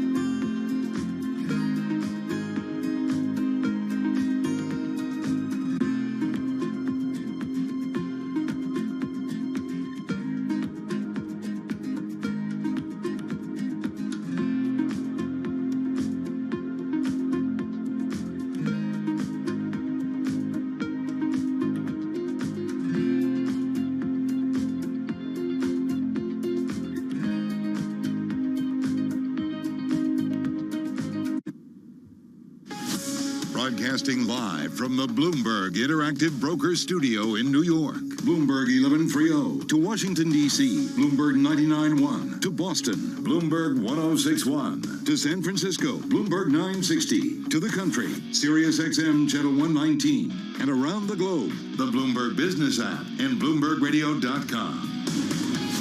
This is Bloomberg Business Week. Well, thanks for listening to Bloomberg Radio. This is Mike Regan along with Katie Greifeld. Katie, we've got a surprised guest coming up. Do you know who that is? I hear she's a real pistol. It's a real pistol. In fact, it's you, Katie. I know. Doing some double duty, host and guest, but you've got a really interesting story on some inflows into a big bond ETF. So we're going to hear all about it. But first, let's check markets with Charlie Pellet. Hi, thank you very much. And here's what's going on, Mike Regan. We have got the 10-year yield right now, 2.91%. Dramatic turnaround since our last update for the U.S. stock market. Higher across the board. The Dow, the S&P, NASDAQ all rallying. In fact, the S&P very close to session highs. Up now by 13 points, gain there of 0.4%. The Dow up 87, a gain there of 0.3. NASDAQ up 0.3%, higher by 38. Again, that 10-year yield, 2.91%. Spot gold, $17.36 the ounce, down 1.6%. Crude oil, West Texas Intermediate, down 1.1%. 98.38, a 98 handle now on WTI. Federal Reserve has released more details of June's historic policy meeting. And with that story, here's Bloomberg's Vinny Del Giudice. Meeting minutes shed more light on the Fed's decision to embark on the largest rate increase in 3 decades, June's 75 basis point move. Fed officials viewed maintaining the central bank's credibility to control inflation as crucial and backed raising rates at their next meeting by a hefty 50 or 75 basis points. That session will be held in late July. Fed officials also agreed they may need to keep raising rates longer. Vinny Del Giudice, Bloomberg Radio. Reaction to the FOMC announcement from Don McCree, head of commercial banking at Citizens Financial Group in Boston. I think it was pretty much as expected. I think Chair Powell, in his testimony a few weeks ago, was certainly pretty hawkish, and we're leaning towards probably a 75 basis point move. But I didn't, as I looked at the information that came out a few minutes ago, I didn't see anything new. And again, 10-year yield right now, 2.91%. Equities holding on to gains. S&P up 22, higher by about 0.6%. I'm Charlie Pelleton. That is a Bloomberg Business Flash. Well, thanks for that, Charlie. It is 2:33 on Wall Street. You're listening to Bloomberg Business Week on Bloomberg Radio. And our next guest deserves no introduction, really. She is the Bloomberg News senior markets reporter and co-host of ETF IQ on Bloomberg Television. Katie Greifeld, double duty. Are you booking the guest too? Is that what happened? I do occasionally. I do a lot, not for this show, but yeah, on ETF IQ. It's basically me and Eric Balchunas' I don't know, passion project. Matt Miller's also there. Right. I was thinking you booked yourself for this one. But Katie, I'm old enough to remember when the bond market was boring. Do you remember that? It doesn't seem too long ago. I think bonds are always a little bit exciting, but I do know what you're talking about. That, yeah, for a while it just seemed like the path was just lower and lower and lower in yields. Yeah, well, finally we've got some interesting news in the bond market. You had a very interesting piece out today about an exchange-traded fund, ticker is IEF. Tell us what's going on with that. So this is interesting, that if you basically pick apart where money is flowing, that we know that bonds overall as a category have been getting a lot of inflows this year, which has been weird because bonds have been doing terribly this year, but that's a different conversation. If you look at where the money is actually going within bonds, Eric Balchunas, he's at Bloomberg Intelligence, he coined the term duration rotation. That's exactly what is going on. If you look at IEF, like you mentioned, that tracks treasuries maturing in 7 to 10 years. It's been getting a ton of money. It saw $2.3 billion of inflows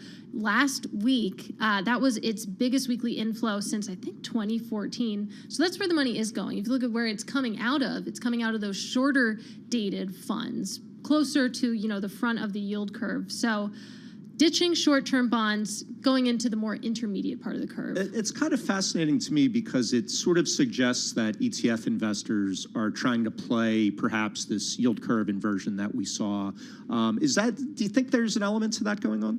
I think so. I mean, it's truly hard to say unless you interview every single investor, which I would love to do.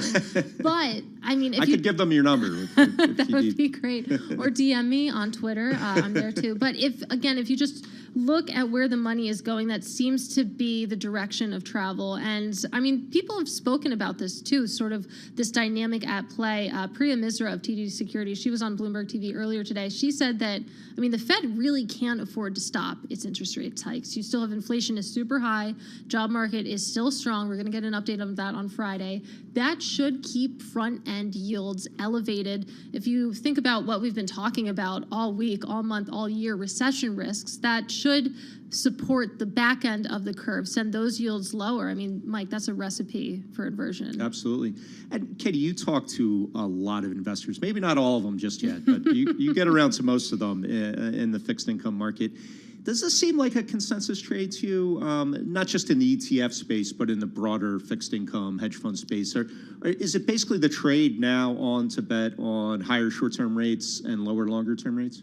It seems like it. I mean, you know, there's always a few outliers, but for a while it's felt like maybe recession isn't inevitable, but yield curve inversion of some magnitude probably is. And I mean, people will quibble on what's the yield curve to watch. I do like to watch the 2-year to 10-year spread, and it feels like that's a pretty good, if crude, proxy for the yield curve overall. But it's also the depth of the inversion that you have to pay attention to. I mean, right now we're at 4 basis points of inversion. That's probably not going to get anyone too scared, but we were having a fascinating conversation on Bloomberg Television yesterday, actually, that, you know, once you get to that 40 to 50 basis points range of inversion, maybe that's when things get a little bit hairy. Yeah, and for listeners who aren't familiar with why we care so much about inversion, it's traditionally been considered sort of a predictor of a possible recession coming down the road. And I think, as you said, some people like to look at the 2s, 10s, others actually look at the 3-month, 5-year. So take your spot on the yield curve and try to figure it out. But, you know, and Katie, it doesn't seem like anything we saw from the Fed minutes today should really change the calculus much at all. Talking about a 50 or 75 basis point hike at the next meeting. Did anything stand out at you that would change the calculus in the bond market from the minutes? I thought it was a little amusing that they said it could be a 50 or 75 basis points. It's like, Thank you. okay, Thanks what for else that. could it be? Thank you. Yeah, I mean, the real shocker is if they did anything other than 50 or 75 basis points. But at least among the people I talked to, it feels like, okay, at least we have July figured out. It's probably going to be 75 basis points.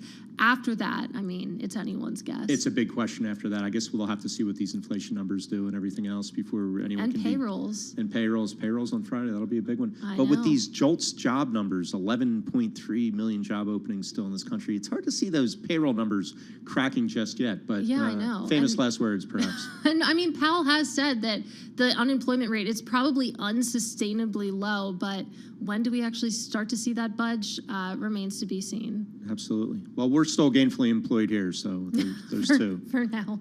But I don't know. It is interesting to watch the track of flows. We're going to continue to do that. This is Bloomberg. All right, let's get a check on the latest world and national news with Nancy Lyons in the 99.1 newsroom in Washington, D.C. Thanks, Katie. The accused Highland Park parade shooter is being held without bond following a hearing today. A preliminary hearing on 7 murder charges is now set for July 28th. Afterward, Lake County Deputy Chief Chris Covelli told reporters waiting outside that the parade shooting may not have been the only attack the suspect had in mind that day before changing his mind. What investigative leads have thus turned up is that while he was driving and he located this celebration occurring in the Madison area, he contemplated another attack with the firearm he had in his car. Deputy Chief Covelli says the suspect was arrested once he returned to the Highland Park area. Well, Congress returns from recess next week with Democratic leaders motivated to create some kind of record that will impress voters in November. They'll try to get a handle on policies known to have widespread public support. Henrietta Trey's, policy analyst at the firm Veda Partners, said in a Bloomberg interview. Healthcare really rallies voters. Climate change posed very well with independent voters. And so if you can cobble together a healthcare package and climate, keep all the toxic stuff out, you can get a real bill passed by September 30th, which I think will happen. Trey's indicated it will require crafting a spending bill that under Senate rules can be passed with 50 votes. In Washington, Irv Chapman, Bloomberg Radio. The U.S. and its allies are moving forward with yet another way to punish Russia for its invasion of Ukraine. Those familiar with the discussion say they're thinking about trying to cap the price on Russian oil between $40 and $60 a barrel to limit Moscow's oil revenues. Global news 24 hours a day, on air and on Bloomberg Quick Take, powered by more than 2,700 journalists and analysts in more than 120 countries. All right, well, the chips continue to fall. The shoes continue to drop, dominoes cascading. I'm not sure what the metaphor I want, but in the crypto space, obviously, it's been a really ugly drawdown. And there's more news out today when it comes to Voyager Digital. This is one of those lending platforms. News breaking that account holders in the now bankrupt Voyager Digital, they shouldn't expect to get all their crypto back. Scary news in the crypto world. Seems like every day another one of these sort of shadow banks is having problems. And I guess the big distinction I would draw, Katie, is, if you have your money at a normal bank, there is the FDIC deposit insurance. You'll get most of it back, depending on how much you have in, whatever the current deposit limit is. But no such thing in the crypto world. I wonder if someday it'll go in that direction. Some sort of backstop mechanism to make customers whole when this type of things happens, because that's pretty brutal. You put your money in here thinking you're going to earn a yield from a place like this. They go belly up, and you're just out of luck. And I get that it's decentralized, and that's cool that there's no central authority. But, Mike, to that point, there's no recourse when something like this happens. And if we look into the details, so the company's plans to exit bankruptcy, it very plainly says that it expects account holders to be impaired by the Chapter 11 process, which means they won't be getting back exactly what they're owed. Voyager does intend to repay users with a mix of the crypto they deposited, stock in the restructured company, Voyager tokens, you can get some of those, and money recovered from the bankrupt hedge fund 3 Arrows Capital. There's a lot of sort of full circleness in this news. Right, and I love how the legal proceedings will be in the British Virgin Islands. So, Katie, I don't know, maybe I'll volunteer to go cover them. Do some, boots on the ground reporting there. I think we need someone there to cover that. Yeah, we'll see. But it did, the little nugget in this story, so 3 Arrows Capital was one of the biggest crypto hedge funds out there. Not anymore, and it owes Voyager more than $650 million, Mike. Unbelievable. What a year for crypto. Yeah. All right, this is Bloomberg.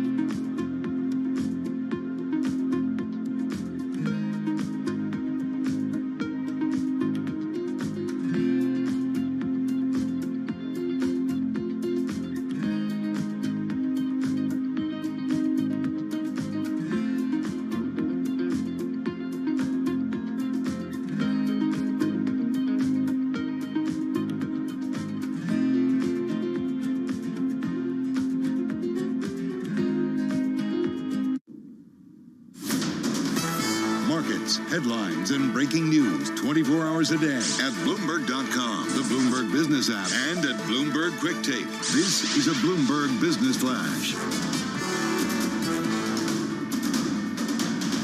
From Bloomberg World Headquarters, I'm Charlie Pelota. Comeback for the U.S. stock market. The Dow, the S&P, NASDAQ solidly in the green. 10-year yield right now, 2.90%.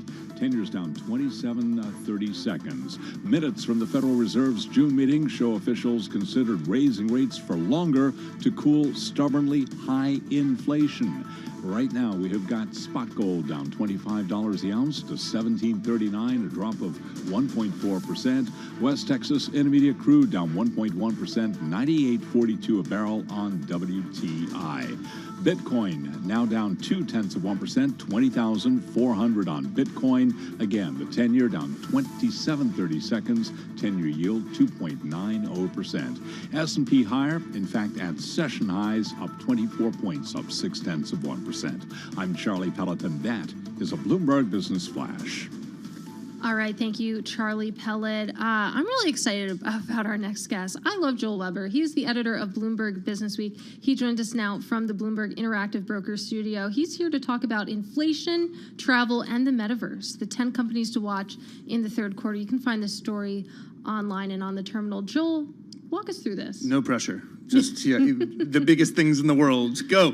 Just 10. Okay, so every year we do 50 companies to watch with Bloomberg Intelligence. That comes out towards the beginning of the year. And then throughout the year, we've started to do these quarterly installments called 10 companies to watch. This is Q3 that we're looking ahead to. And yeah, you hit on some of the main themes there. And what I like about this is like this combination of companies you've heard of and then like Roblox. I think you've probably heard of them by this point. A few Your kids have told you about them. Here and there. Or Salesforce. And then there's just totally different ones that you'll just be like, what? Like Leonardo? Who's Leonardo? DiCaprio? Well, I mean, there's that Leonardo. Leonardo happens to be one of the 10. This was George Ferguson's pick, who's in BI covering aerospace. If you're not familiar with them, the ticker is LDO, and it's in Europe. This is a company that's in the European defense and spending world. So Italian aerospace company. And what we try and do here is figure out catalysts. And these are very tangible things that BI is looking at. And it will either be positive or negative or maybe somewhere in between for that company's outlook. And so Leonardo is ramping up its civil aerospace and defense businesses, and that's going to be their operating profit is going to beat consensus by more than 15%, according to BI. So that's one that coming up here, you have a very tangible metric that BI helps us point to. So that's an example of one that's, I wouldn't have otherwise known about this, but thankfully BI has told me where to look. Joel, I wanted to talk about one of the ones I'm sure all our listeners are familiar with. I was surprised to see this on the list, eBay. You think of eBay as sort of an e-commerce pioneer and kind of got left behind in the Amazonification of the world. But what's so exciting about eBay these days? Well, one is you don't have to pay. You don't always have to pay full price for something. Right? That's true. And I think you got my attention already. Yeah, exactly. Right. So just from a business standpoint, you can pay full price at retail, or maybe lightly used in a week from now would be okay. A good inflation play, you think? Right. So I think that they have a platform. Consumers identify with that platform. The buy it now feature personally is one that I make use of from time to time when I don't want to wait for it. But all of that, I think, just writ large kind of bends eBay's way. What we also point to, BI points to, new features and enhancements help eBay retain and capture more of the dollars that might otherwise have left the platform. So that bodes well, and they're seeing sales continue to eke up as everything else kind of forecasts a decline. Can we talk about the metaverse now? Maybe. I thought the metaverse was over. No.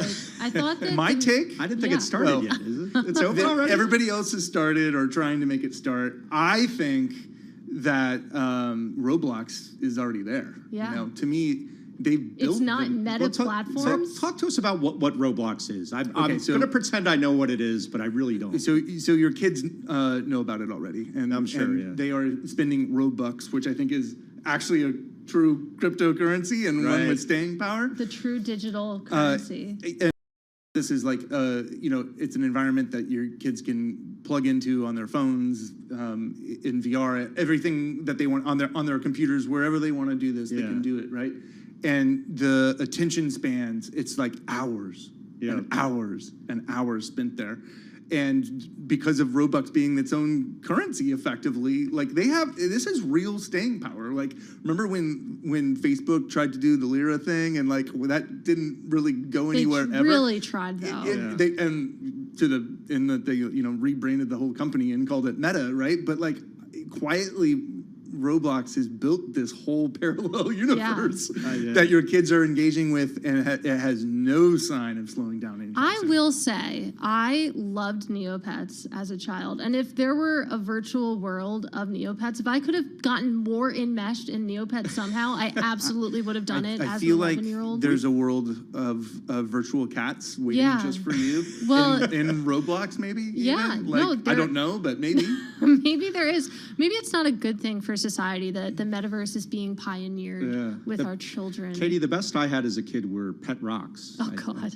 I don't know. You didn't even I'm have a lost. dog. So you can do pet rocks, or in the Roblox version of this, you could get branded goods, and that's one of the things that BI points to. Buy Nikes, right? Yep. In the branded universe, Yep. in the virtual world, that's happening already. They've actually established all this e-commerce stuff. You can wear virtual Nikes in your Roblox. I've heard some very scary stories from friends who are parents about their kids somehow getting their credit card hooked up and buying the Robux. Oh my gosh! I can't wait for that to happen to you and for you to get to learn how lucrative Roblox business model is. Joe, one more quickly. This is fascinating to me because as someone who is about 2 years behind in all the checkups I need to, my 50-year checkup and all that at the doctors, a lot of people postponed medical appointments during the pandemic just because the system was clogged up or they were afraid of going into a hospital and potentially getting infected.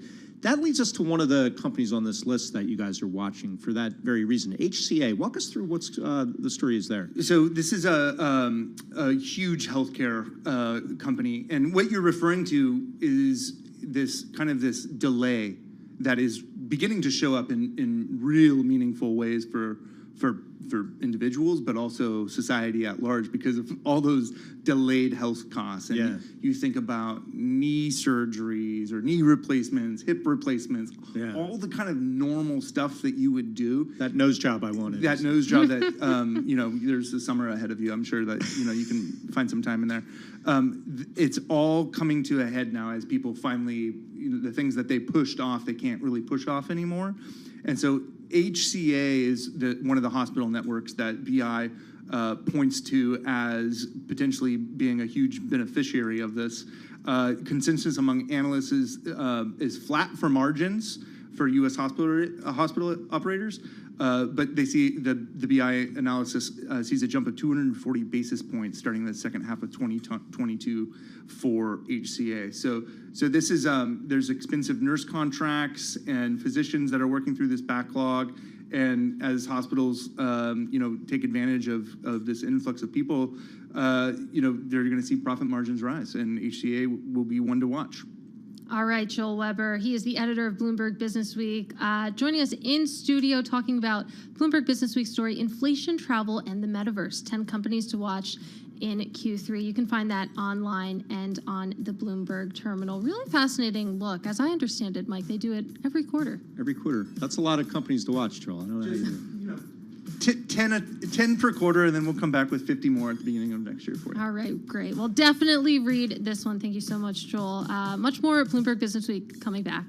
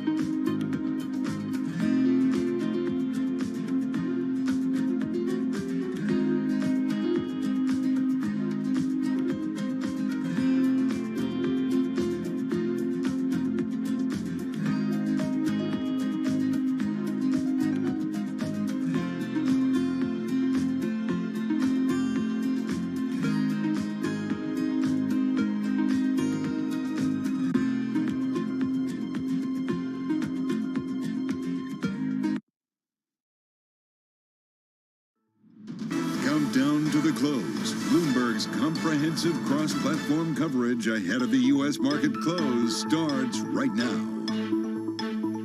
This is Countdown to the Close. Just 60 minutes left in the trading session. Caroline Hyde, Romain Bostic, Taylor Riggs, joined now by our colleagues Katie Greifeld and Mike Reagan are in the house. We together welcome our Bloomberg audiences, TV, radio, YouTube, to, well, debate whether it was hawkish, like the bond market seems to think from the Fed minutes, or maybe kind of good, as the stock market seems to be reading it into. We're having a debate right off the top. Is that what's happening? Yeah. Oh, okay. I mean, let's just dive right in. I will say it is bizarre. It feels like maybe a delayed reaction to the Fed minutes. I didn't think there was too much new news in there, but you look at the S&P 500, really took off at about 230, up now 0.6%. Yeah, and Katie, what's fascinating to me is we finally seem to have calmed down in the stock market. There was a point in June where more than half of the trading days of the year had seen either a gain or a loss of more than 1%. So we're below 1% today. I don't know. Does that mean things are finally calming down and we'll get back to a normal market? Who knows? We'll see. I think a normal market is a long time in the coming. Meanwhile, let's have a look at what's happening on the stock market reaction, at least. We're currently up 20 points on the S&P 500, 0.5%. And we'll mention that overall volumes seem pretty light on the day, but Dow Jones Industrial Average up 0.4%, 127 points to the higher. The Nasdaq, once again, like yesterday, your outperformer, this time just by a bit, up 0.6%, 73 points to the higher. And Russell 2000, your laggard of choice. Small caps not liking it. We're down by 9 points on the Russell 2000, Taylor. Pretty broad-based when you're taking a look at some of the individual sector levels, Caroline. You have a lot in the green. I think what's so interesting is utilities are higher. That usually isn't the case when bond yields are rising. And technology is higher, which hasn't really been the case when bond yields are rising. So I'm not smart enough to figure that out, but I'll tell you that they're each up more than 1%. I think on the day, Romain, the big story continues to be energy. You're off 2% for the day.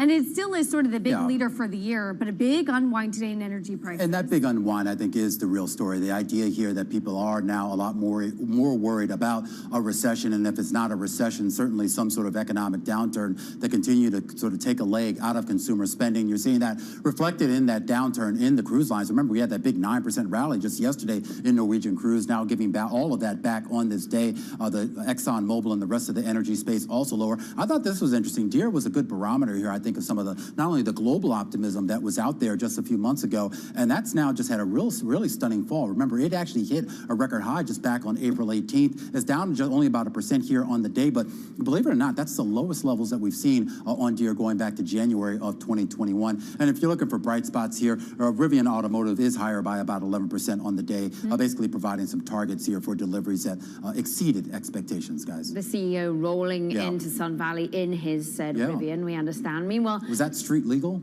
or was it like one of those lifted things where they just kind of roll around and... Only you would know the nuances to that. Meanwhile, I forgot, she's British. She doesn't know the ways of Americana. I don't. Yeah. I just drive on a British license and hope for the best. Meanwhile, I'm looking at... Riding dirty. I know. Wow. I shouldn't say. Meanwhile, for our radio audience, I'm looking at a chart that shows whether or not peak hawkishness is over or not. The Federal Reserve minutes did show, FOMC minutes, showing some sort of element of hawkishness then. They didn't mention recession once. They talked about inflation about 90 times. But we are seeing the market kind of pull back on when they think the Fed rate overall will end at the end of the year, and they're pulling back in terms of where we'll reach by the end of this year, and indeed many calling yesterday that the bond market sees rate cuts as soon as mid-2023, Katie. Well, as we, try to suss out where exactly the Fed is going, really interesting conversation on Bloomberg Television earlier with Priya Misra. She is TD Securities Global Head of Rate Strategy, talking about the yield curve and the Fed's commitment to inflation. Take a listen. I actually think the curve is going to invert a lot more because we're going to get inflation next week. We're going to get payrolls later this week. The job market is still strong and inflation is high. So I think the Fed really cannot afford to stop. They're telling us they have an unconditional commitment to inflation. So I think that front end rates rise. The long end stays more anchored because of growth fears. Again, that was Priya Misra of TD on BTV earlier. And I mean, as we debate peak hawkishness, I think it's a really good point that even though it seems like the market's source of anxiety has shifted from inflation to recession risks, for the Fed, from their perspective, inflation is still something they really have to get a grip on. Yeah, Katie, I wanted to circle back to what Romaine had alluded to, these cruise line stocks really leading on the downside for the S&P 500 today. We've got Norwegian Cruise Lines down more than 9%, Royal Caribbean down more than 6%, Carnival down almost 6%. And I think, you know, on one hand, you could think maybe these stocks should enjoy a breather today because of the lower oil prices, but I think those higher interest rates are really weighing on them. Carnival alone looking at about $30 billion in debt. It really leveraged up during the pandemic, Romaine. So higher rates not good for the cruise ships these days. Certainly not. I mean, we talk a lot, of course, about the balance sheets of some of these companies and how they're going to sort of fare if the Fed continues on the pace that it's going. But kind of going back to what Katie talked about, I mean, it was right there in the Fed minutes. I mean, you guys on television, we were just talking about the idea that the word recession didn't appear in those minutes, but of course inflation did, and the idea of not letting those inflation expectations become unanchored, if you believe that they're actually anchored right now. But they seem to think that they're anchored and they don't want to get them too far afield. Just to clarify, I gave that pop quiz and Romaine failed it. Yeah. You know, he's quoting the answer Well, we're grading on a sheet curve, to my so pop technically, quiz. you know, I did better than Caroline, who didn't answer at all. I did. I then fought back and said, how many times was inflation mentioned? Oh, okay. 90, Maybe. which I is don't know. also I'll go back and check the videotape. Is this on videotape? How do we do that now?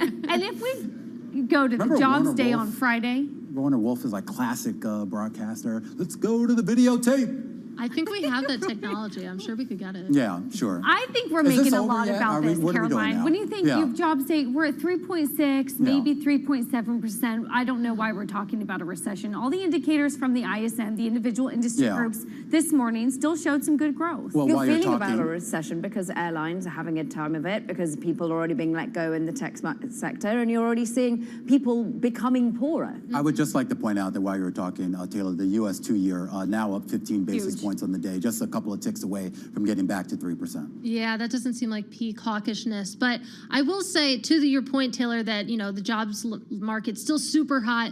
The Fed will never forecast a recession, but they have gotten pretty close. I mean, they've said that that's unsustainably low, that growth has to cool. I mean, sounds like they're basically saying it without saying it.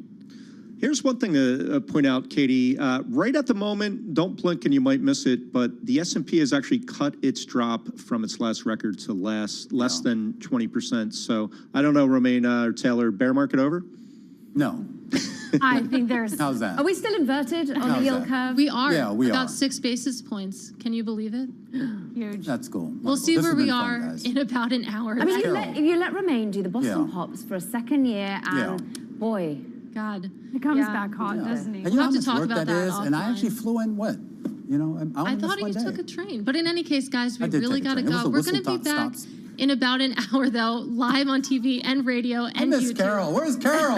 I'm doing my best Carol Master impression. We'll see you guys at 4 p.m. for our Beyond the Bell coverage when we take you through today's market close.